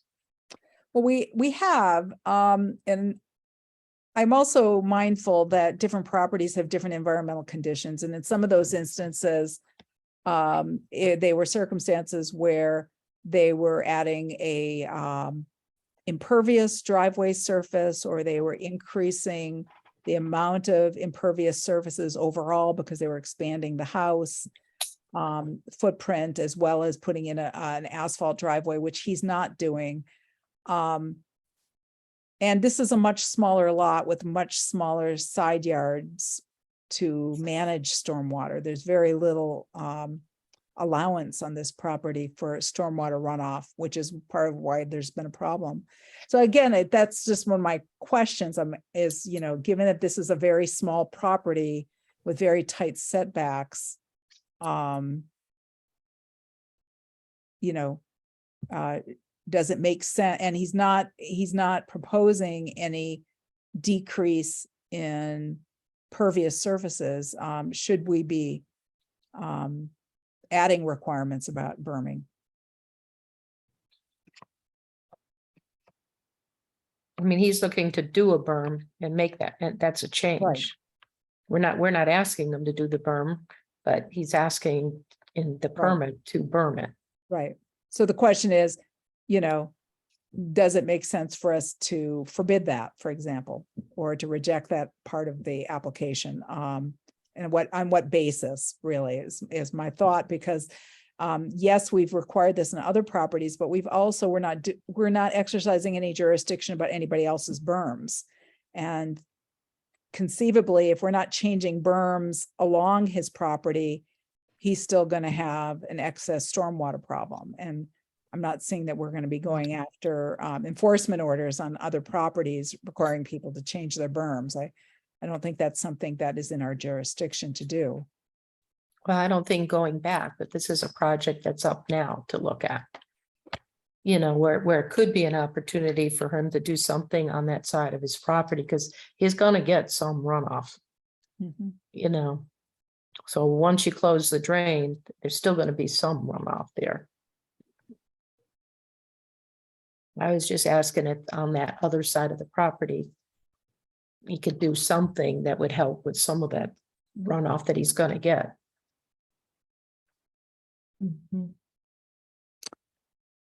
Well, there's very little space there for runoff.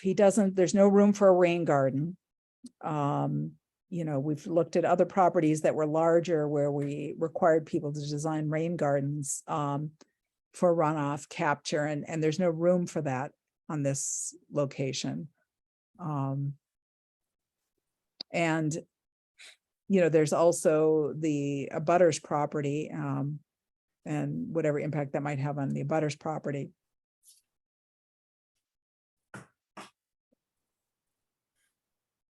Yeah, and commissioners, I'm perfectly willing to handle the water, that the 40 feet of water that lands on the roadway in front of me.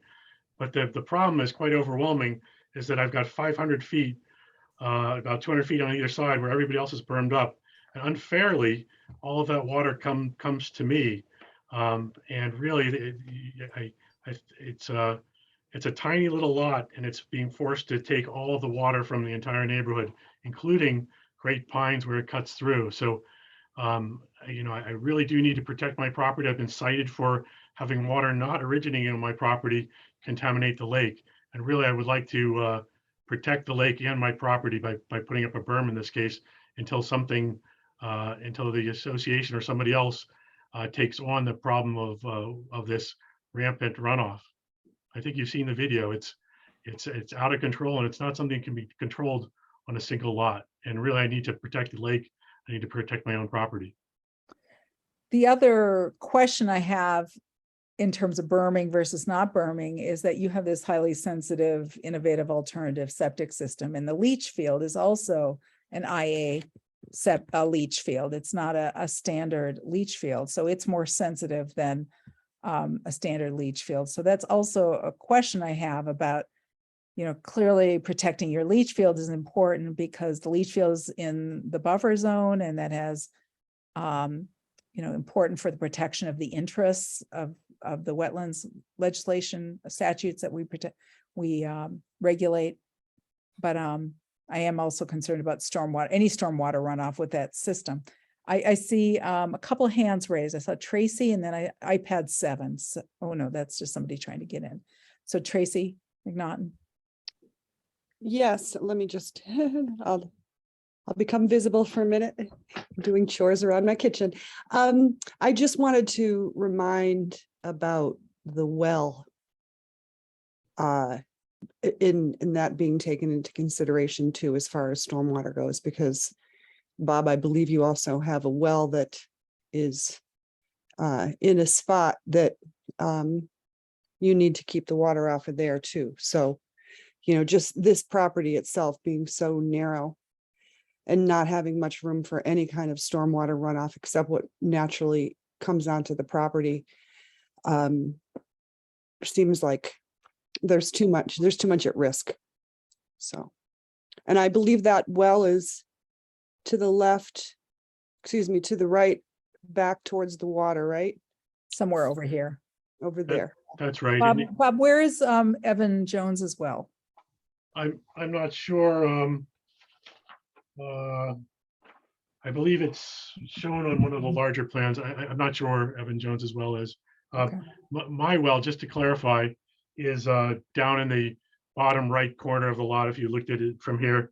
And I did have a sanitation engineer send a note to you not too long ago related to the suggestion that both the septic system and the well, which is back in the corner, be protected in this particular case by removing the drain from where it is currently. That may be in your inboxes. Yes, I saw it. And thank you. It was helpful. I'm trying to pull up the site plan. Let me see if I can, there's several site plans. So I'm trying to see where is the site plan, this document. So just to be clear again, then I wasn't talking about not berming any of this. My question really was, is there any opportunity on that other side to direct some of the rainwater that I think you're going to get some even once you've done some of this? Yeah, really to solve the whole problem would really require changes to be made in the whole overall watershed. So certainly there will be water that comes down that way. And I could shed some off to the left side of the house. It looks like down the bottom left of the corner, you can see the ring of Evans Jones well. That's a 50-foot diameter ring. Oh, right here. Yes. Yes. Got it. So his well is somewhere off the site plan. And your septic system, there was a variance granted for your septic system because your septic system is less than 100 feet from his well. So the typical Title V setbacks are 100 feet from a well, but because this was done under, I think, a local upgrade, the variance was granted, or maybe not technically a variance, but a variation or deviation from that setback was permitted. So it's like 55 feet. Part of the septic system is 55 feet. That's right. And so it's a contained system, and it cycles things through. It's called an endless sand filter, and then it distributes under low pressure the water to the contained area, which is alongside the road, which allows the water to percolate in. So it is a sophisticated system, and it's a clean system, and that's why it can be placed within just over 50 feet away from an existing well. And you can see on this diagram that I have, it shows the subsurface flow as a red arrow, and then the surface flow is marked as in orange. Right.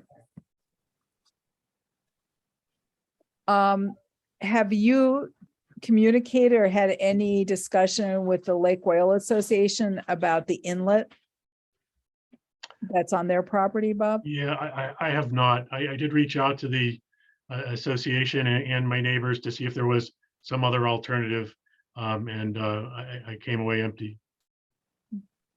So I am concerned that given the information we've received about the setback requirements,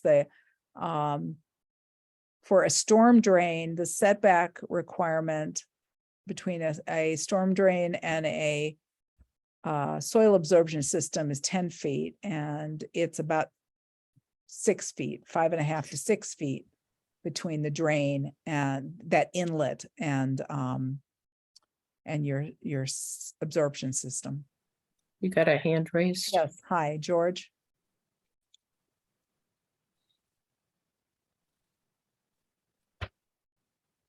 Yes, George. You're muted, George.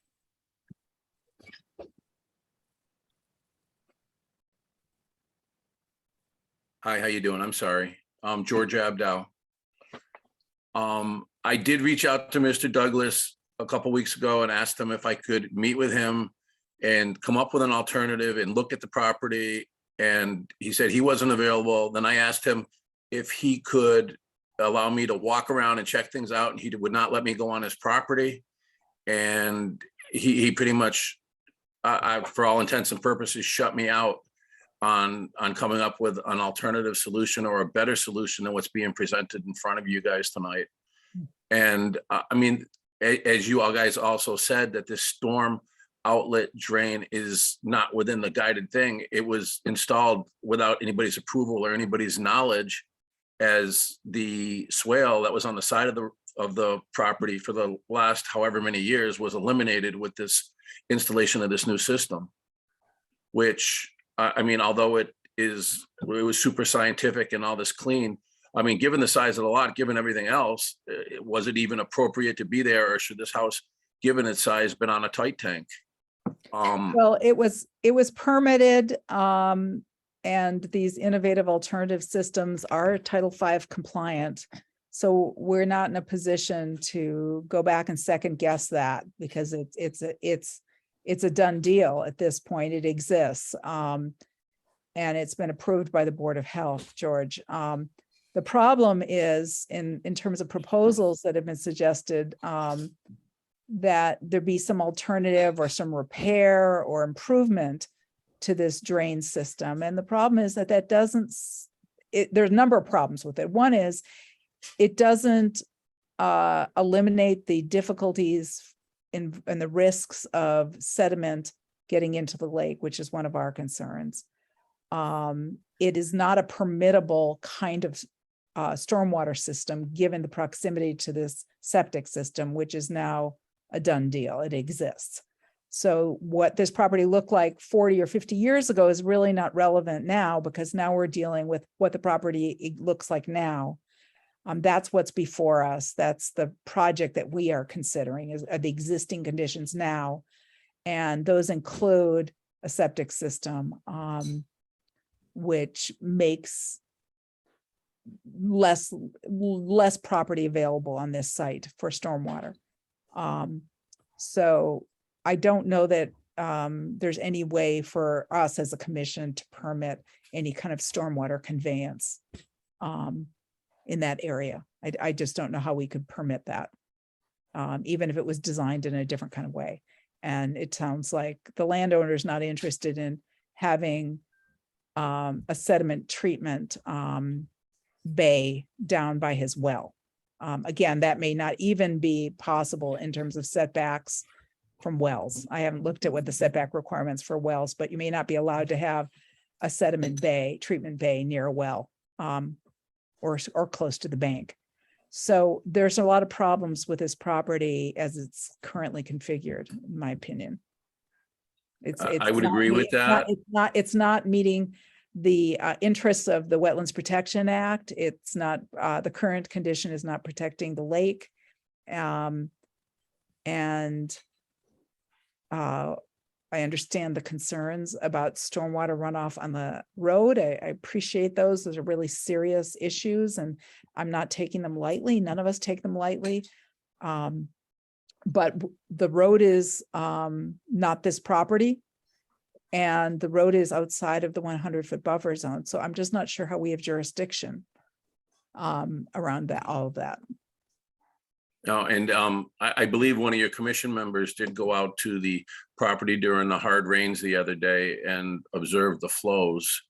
And the pictures that were being presented to you were done pre any of the improvements that were done on the road between the retaining basins and everything else. So the conditions that are shown in those pictures are not the current conditions. Yes, I understand. And that's great. And it's wonderful. And we approve of any work that can be done to improve stormwater in that watershed area. So that's it's great that Lake Wyola Association is working to improve those things.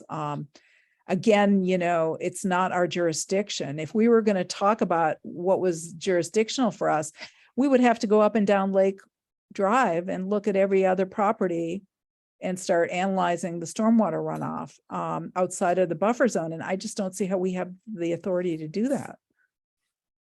No, I 100% agree with you, but I mean, the only concern I see is that Mr. Douglas is going to put up berms and walls, and the neighbors are going to put up bigger berms and walls. And I mean, unfortunately, the way things are set, he's the low spot on the road. So unless he puts up some really, really big walls, he's probably going to get the blunt, what if there ever is a superstorm, he's going to get the brunt of it. And just don't know what that's going to do to the septic system of the lake or anything. But I guess we'll just have to find out. So, you know, again, it's kind of like, you know, what do we have the right to prevent? What do we have the right to tell landowner that they can or can't do? One of the conditions that I am considered in this, my draft that I was going to share with the commission tonight would be that we would require 2 years of monitoring before we would consider a certificate of compliance, so that we could do site visits and inspect and see whether the system is holding up as planned and anticipated, or whether it needs further repairs. So I think, I mean, I've gone out there, including this morning during the hard rains, and looked at this 3 times now, as well as took pictures. And I think some of the things that the association has done have clearly decreased the amount of water flowing down there. So I'm not sure what the impact of this would be. Some of those things have clearly decreased the water flow that's going down there. Can I ask you, Mary, did you observe the 200 feet in either direction from my house? Did you observe that the water flows down that road and then discharges at my house? Yes, I like I said, I've been out there 3 times now, in particular in rainstorms, just to see where it comes and what it looks like. Yeah, so it's, and I appreciate that. And I did send the commission recent photographs taken of a recent storm.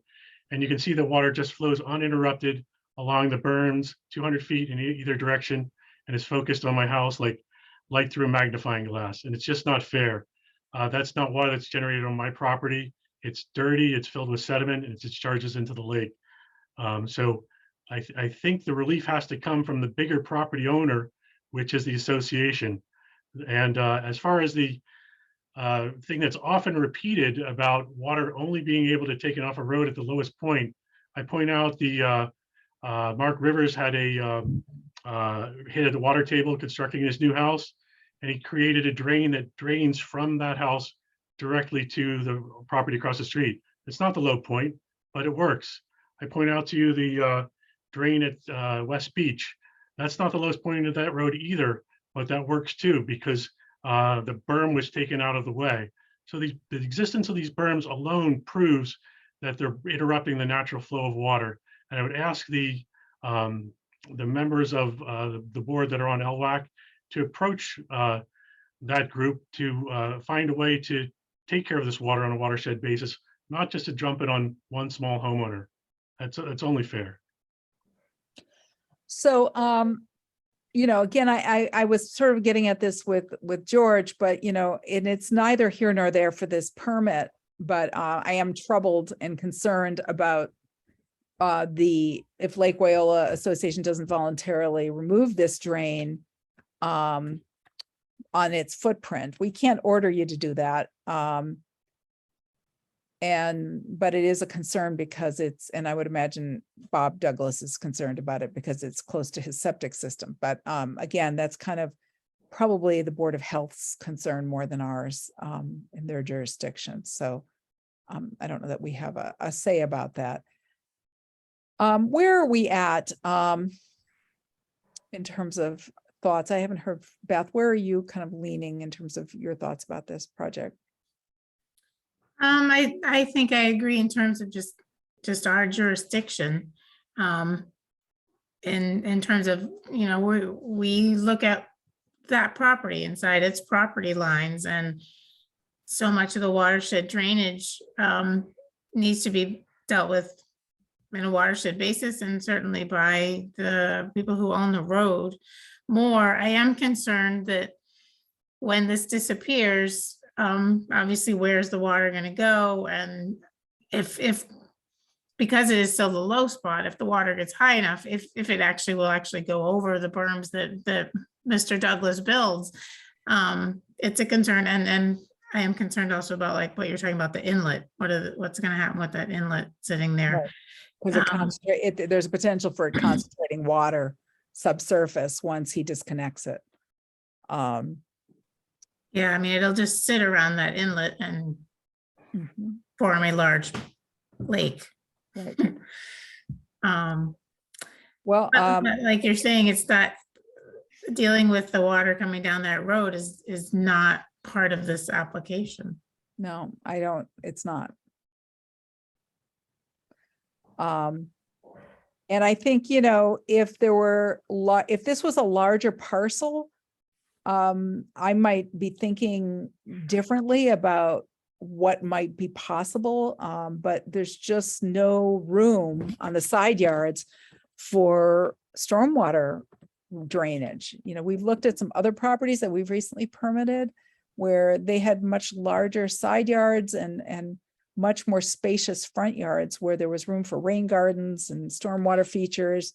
And he can't have anything on the right side because of the septic system. And he has a tiny little setback on the left side. That's also near the neighbor's well. So there's just like not a lot of room here. Yeah. And asking, a landowner saying that he wants room for a trailer and a car is not an unreasonable ask. He's agreeing to make it a pervious surface as opposed to impervious. So there's no net loss of pervious surfaces on the property.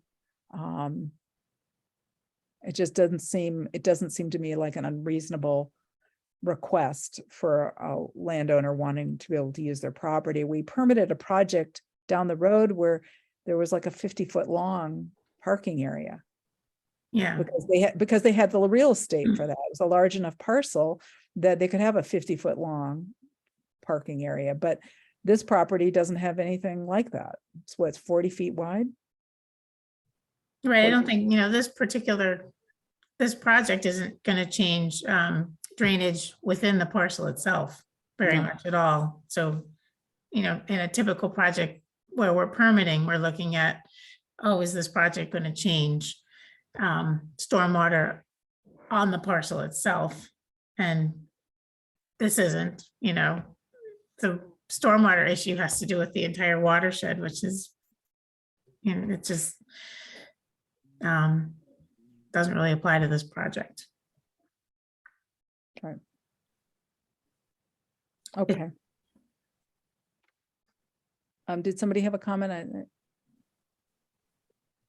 it? Okay. Well, are we content with the planting plan that he's proposed?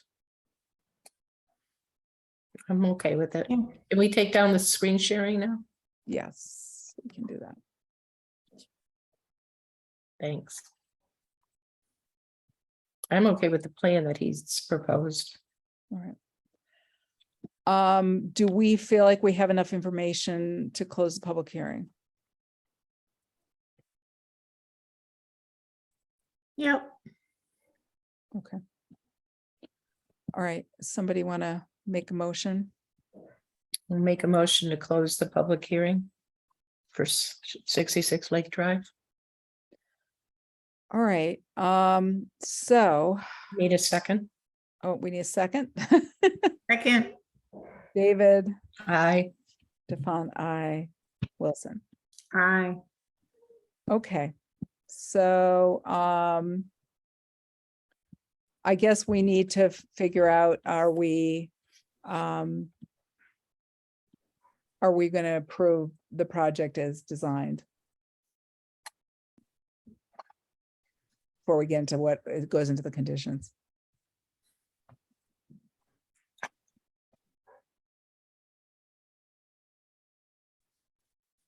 And I guess I've stated my reasons. I think I'm inclined to approve it as designed, with the understanding that this is a tight lot with limited opportunities for stormwater management and a very sensitive septic system. And stressing the septic system is not going to serve the interests of the wetlands.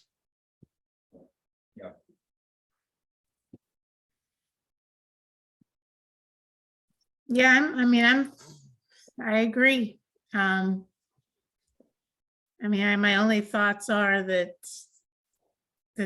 I wish there had been some way to have some kind of cooperation with the Lake Wyola folks before we get to a point where we're going to put something in that, I'm just a little nervous about what's going to happen once this gets done.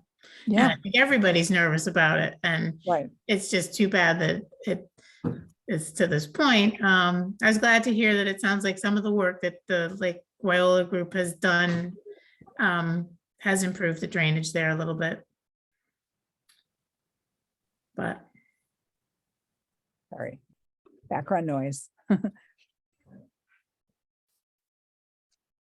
Yeah, this all started because Bob Douglas filed some complaints with us. And then upon exploration, we determined that in fact, there was a violation, that this permit was not allowed.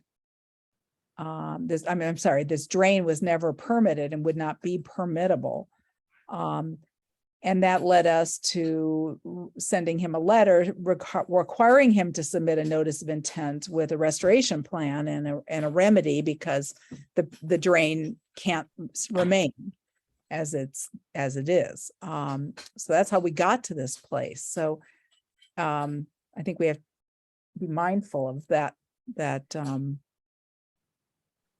he's attempting to improve the property, and a lot of the components of this project are improving the buffer zone considerably. It's a highly degraded site, and I'm glad to see it getting improved and restored. And I guess the hope is that the restoration will hold up and the septic system will hold up. And so that was why I was thinking that perhaps we could hold off on any certificate of compliance requests for 2 years, so that we have 24 months to kind of go through a couple storm cycles and see how this is all working. And that would also give the Lake Wyola Association some time to work on their end of what they need to do as a result of this drain being removed. yeah, no, I like that suggestion. I think that's good. Okay. Well, should I screen share the draft conditions, or should we go through them? Sure. Let's do that. Okay. All right. Can you see it? Yes. Yep. I got to get rid of all the Zoom people that are in the way. Let's see if I can, how do I do this? Hang on. Let me reduce everybody. Okay, I can't see anybody, so if anybody's got their hand raised or something, let me know. Okay, can you see it? So the commission approves the mean annual high water line of Lake Wyola as delineated on the site plan entitled Septic Repair As Built, because this was engineered back in 2014. And the, And- what? and, mean annual high water line is usually for rivers, so Lake Wyola has a bank. Oh, sorry. Thank you. The bank.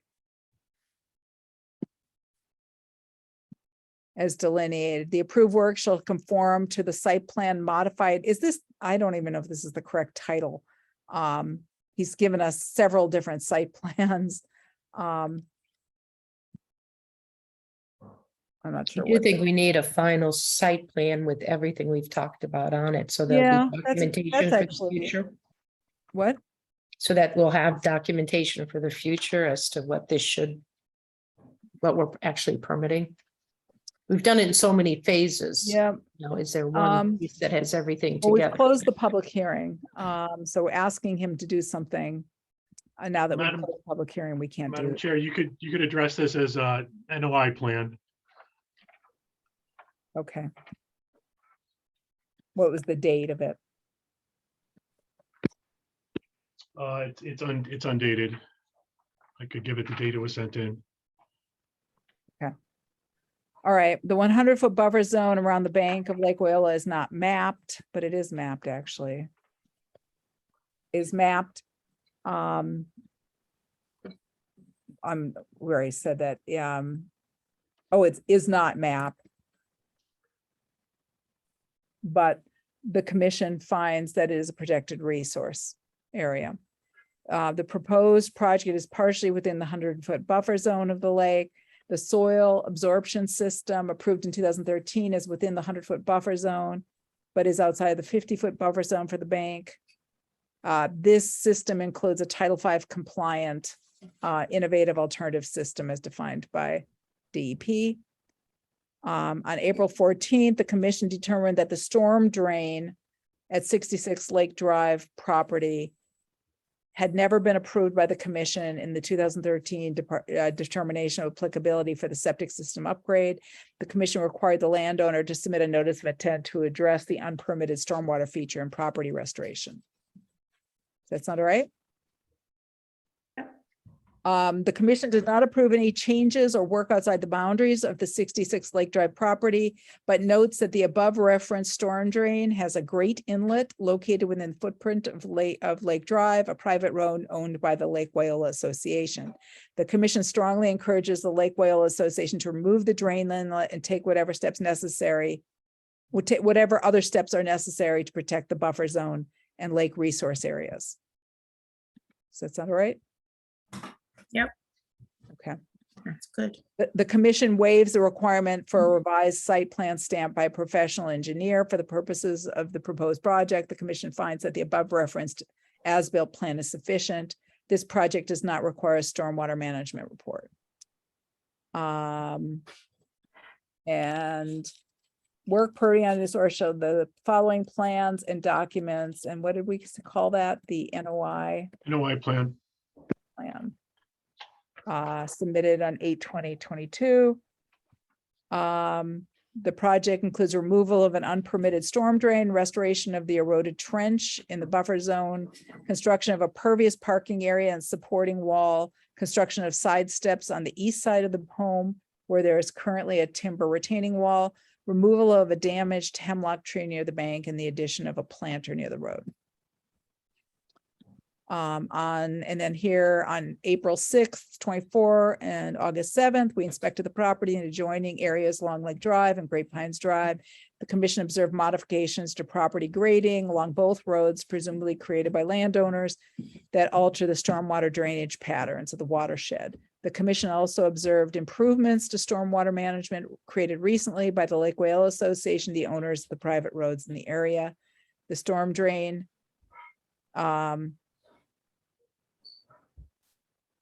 is out. I think we've already said this, that is outside. I don't think we need to say this. Take it out? Yes. Sure. The site visits observed erosion and degradation of the buffer zone. Okay. Based on these observations and a review of photographs and videos of stormwater flooding on this property, the commission finds that there's a preponderance of evidence that the said stormwater drain is resulting in chronic point source discharge of pollutants into the lake. The commission finds that the installation of the existing was never, actually, we already said this. Sorry if it's redundant. I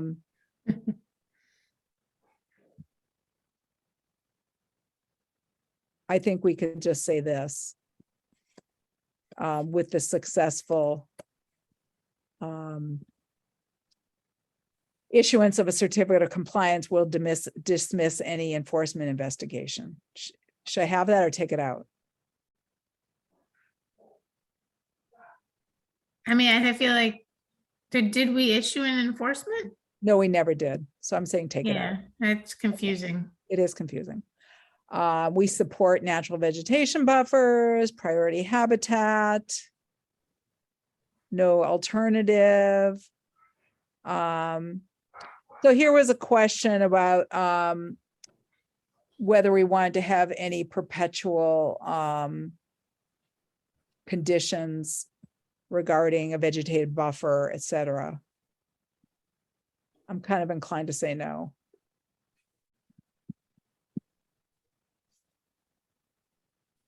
You said has rebutted.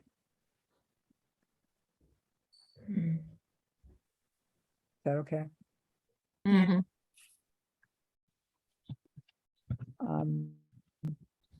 For this reason, the commission or the organ with special conditions below. Okay, whoops, that wasn't good. All right, I'll fix that later. Don't worry about the numbering. Okay. So, these are all boilerplate. 30 days, and then we had to add that within 30 days of the issuance of this order, the applicant shall provide documentation showing the order has been recorded.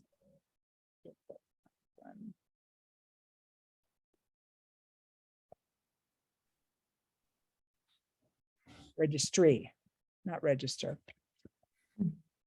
Okay, the sign, erosion controls. Do we want a pre-construction site visit? As well. Staked erosion socks. No clearing of vegetation, including trees. Minimal disturbance, is that right? Okay. Construction of the pervious. So here's the berming. I'm inclined to remove this. Yeah. Okay. Mary, are you okay with that? Yes. Okay. The applicant should be responsible for future maintenance of the roadside edge of the parking area to ensure that road erosion. Well, I guess that's no longer necessary.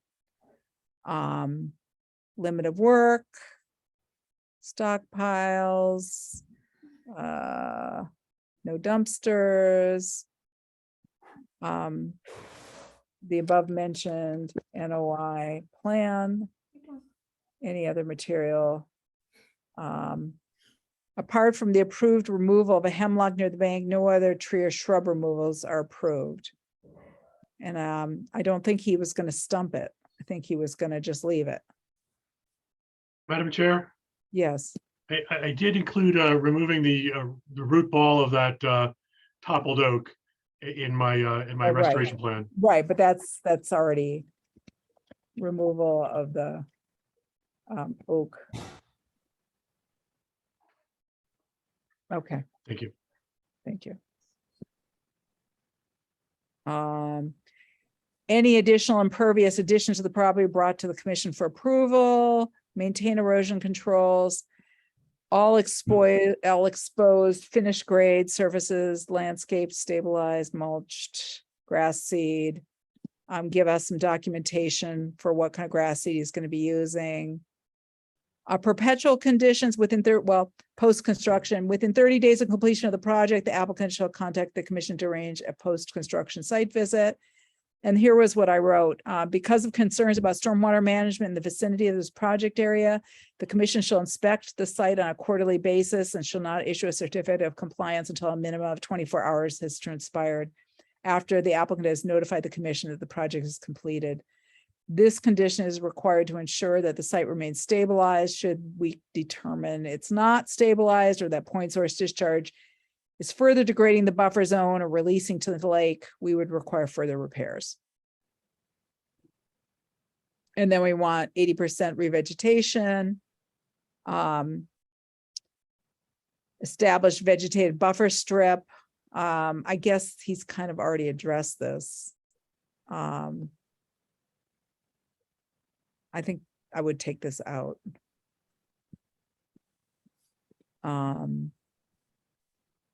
And then this is a perpetual condition that we've been requiring, the two perpetual conditions regarding fertilizers and pesticides.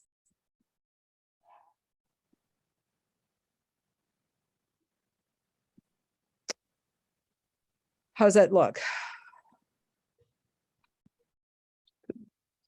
Looks good. I think I'm okay with it. All right. Me too. Okay, somebody want to make a motion?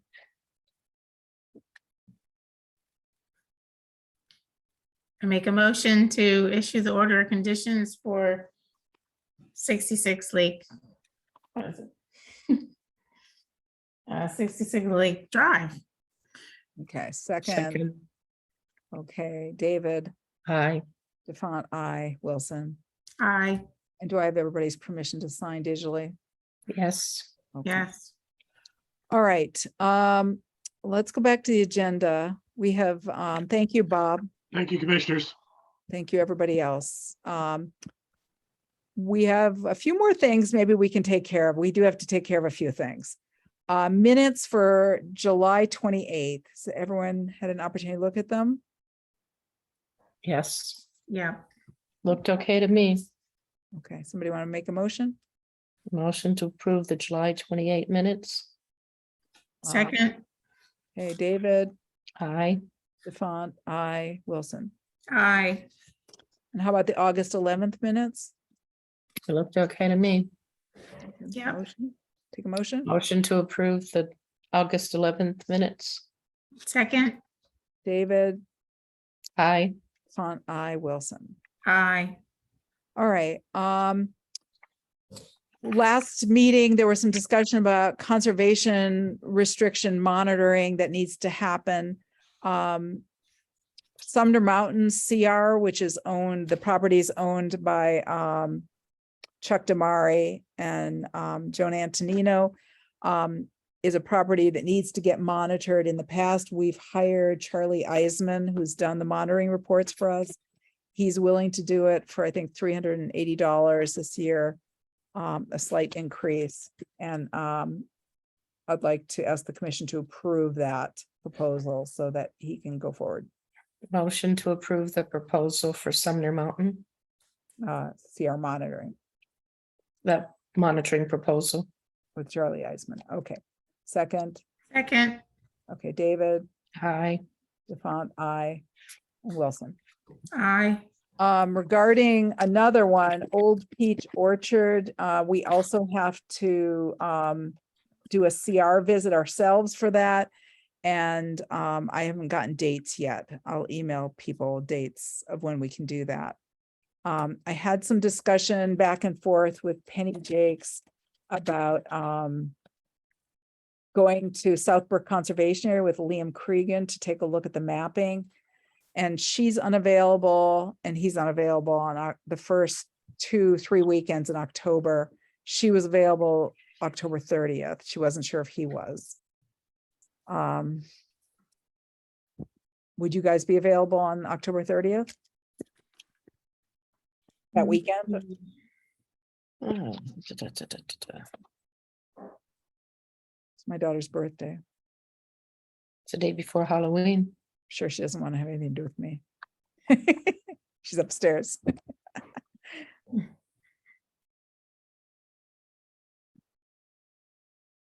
Yeah, I look okay, I guess. Yeah, me too, at this All right. point. It's kind of Okay. far away, think so that- it's yeah, I was gonna hard say at this to- I point, don't it- know, I can't. Okay, At well, this you know point, what? yes.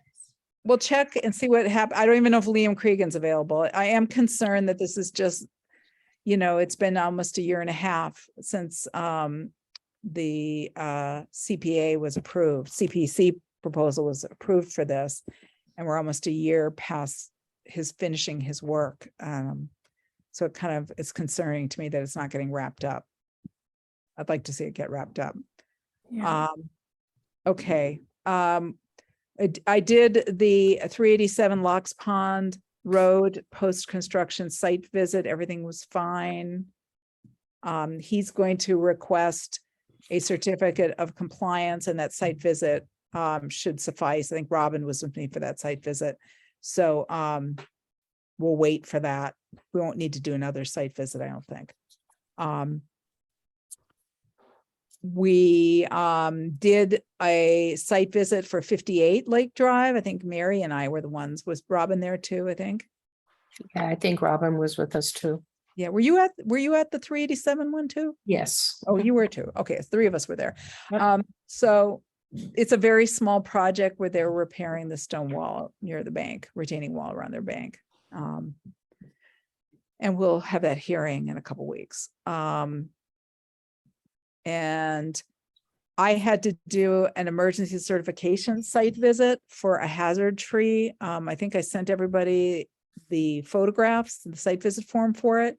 So I'm just asking the commission to ratify the emergency certification. This is where 2 properties have a gully with a bordering vegetated wetland and a huge tree. I don't know, maybe it was an oak, cracked and was hung up on some trees leaning toward the house. And if the trees gave way, it was going to hit this other person's house. So it was very dangerous. So it really had to be taken down. So they're going to cut it off and leave the logs in the wetland. So I agree with that. What, do we need a vote or what? Yeah, I sent everybody the emergency certification, I think. So I just need a motion to approve the emergency certification. Make a motion to approve emergency certification for a hazard tree at 155 High Point Drive. Okay, Second. David, Aye. Defont, aye, Wilson. Aye. We have a few more site visits besides the Old Orchard monitoring in Southbrook. I've had some conversations with Lois Brown, who owns the Dudleyville Dam. And she has a site visit set up with an engineer, I believe, on October 26th at 3:30 and invited us to attend. And I think Erin Jacques is also going to be there, who's been kind of assisting her informally because she's a neighbor. So I'm just letting you guys know about that. And then we have another emergency certification coming up at 17 Gaslight Lane, or maybe it's 16 Gaslight. I can't remember which. I think it's 16, which is a ruptured septic pipe. And they're going to give me some times next week to come out and meet with the person who's going to be doing the repair work. So whoever can come out, I don't know what time it's going to be. We'll have to do that and then do the emergency certification for that. Other things, I went to Leverett Conservation Commission meeting last week. I was invited by their conservation agent, Adam Cole. They were having a discussion about the right-of-way reliability program. They're drafting some comments for the MIPA review, and they were just talking in general about the Conservation Commission's permitting of this project. So one of the concerns from the Wendell Conservation Commission and the Leverett Conservation Commission is the segmentation of this project. And it's segmented because MIPA is reviewing this project in chunks. So they're not looking holistically at the environmental impact of the whole right-of-way transmission line, but also because the individual permitting with each town is separate. And both of those commissions expressed an interest in having a dialogue about how to approach these notices of intent, have some dialogue about approaching them. And one of the thoughts was hiring a third-party reviewer. They were also interested in hiring Emily Stockman. So there was the possibility of maybe having Emily consulting to multiple commissions on this. If that is what we want to do. And when I was talking with Adam Cole, he told me that FERCog is doing a feasibility study for a county-wide shared conservation agent position or department.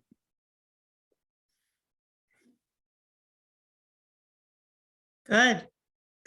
However, Shutesbury is not participating in that study. Right. Well, even just them studying it for the other, they'll gather some good information about how to do possibly a shared position in our area. I don't know, maybe Yep. we can, Maybe we can join after. yeah, or we can, I don't know. Just Well, good one thing that I learned was Adam Cole works part-time for Wendell and also for Leverett as their conservation agents. So he's doing these two part-time jobs. And, I hope, Carrie, you don't mind my saying this, but you've shared with me that, sometime in the next year, you're probably going to move on because you have some other career goals in mind. And I'm wondering at that point, if we're looking for another clerk, whether that would be an opportunity to maybe revisit whether we could possibly hire an agent part-time and a clerk to do, kind of divide up some of these responsibilities so that we would have an agent doing some things. Because honestly, I feel like I'm doing a lot of the work that an agent would do, and it's exhausting. And I really feel like we need a professional level person doing it. Yeah, no, you're doing a huge amount of work, amount of work. My only, I guess, push for doing, and it sounds like Shutesbury doesn't want to do, when you do it at a regional level, you can get somebody who's really, an environmental scientist who has some real experience because you can just pay them more money. Right. When you go at it on your own, a little town like Shutesbury, you just can't offer the amount of money to get somebody who's got good experience. Yeah. Well, just as an FYI, Adam Cole's an environmental scientist with a bunch of permitting experience. If he wanted to pick up, I'm just thinking out loud, like, if we were able to carve out a little position, and still have a land use clerk, but maybe have the land use clerk have more do minutes and maybe fewer hours. Because I know it's a challenge to combine the land use responsibilities for the Concom with the planning board and the ZBA. It's like they're very different things. I don't know. Something I might want to look at. We got on monitoring reports for 678 Pratt Corner Road, and I think we're going to want to do a site visit sometime in October once they've done the planting. So I'll reach out to people about scheduling that. I drafted a letter for January Hills Road, and I wanted to share it with you guys quickly. I know it's late, but I just wanted to kind of knock a couple of these things off. So let me pull that letter up if I can find it. I thought I had it. Maybe I don't have it. Let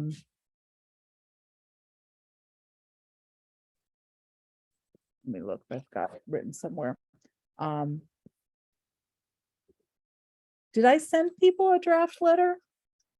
Is this ringing a bell? What? Yeah, you did. You sent an email that was like multiple enforcement things is what you. Yes, okay, so I called it. sent a letter. I just can't find it. Yeah. I don't know if somebody can pull it up. I'm trying to find it. I just feel like we've lost track of that enforcement. It's just kind of gotten ahead of us. It's gotten away from us. And I emailed the landowner and they sounded like they were going to give us something very shortly in August. And then I haven't heard anything back and I have emailed them. I thought the letter was fine. Okay, Thought it was good. good. All right. We'll send a letter to them. Just as an FYI, I'll send it to Carrie. And how about the David Brooks letter? This was Shore Drive. Oh, right. Yeah, no, that one, yeah, I thought both of them were appropriate Okay. and Mhm. Do we Makes need a motion to approve those letters or just your okay is enough?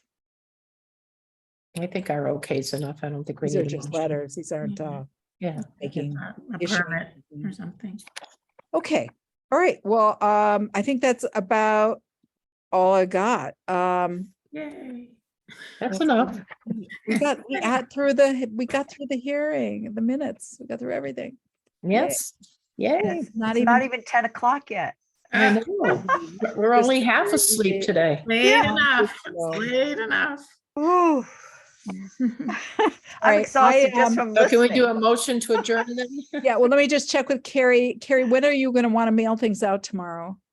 I can do the same thing we did last meeting. I don't go into work until 4 o'clock, so I can do anytime like early evening, morning. Okay, I'm busy in the early morning, so I'll get it to you by 1. That works. Okay, thank you. Yeah, All no right, problem. thanks. All right. Motion to adjourn. Yeah, motion to adjourn, please. Motion to adjourn. Okay. Second. Aye. David, aye. Stefan, aye. Right. Wilson. Aye. Bye. Good night, everyone. Good night. Good Thank night. you all. Good night.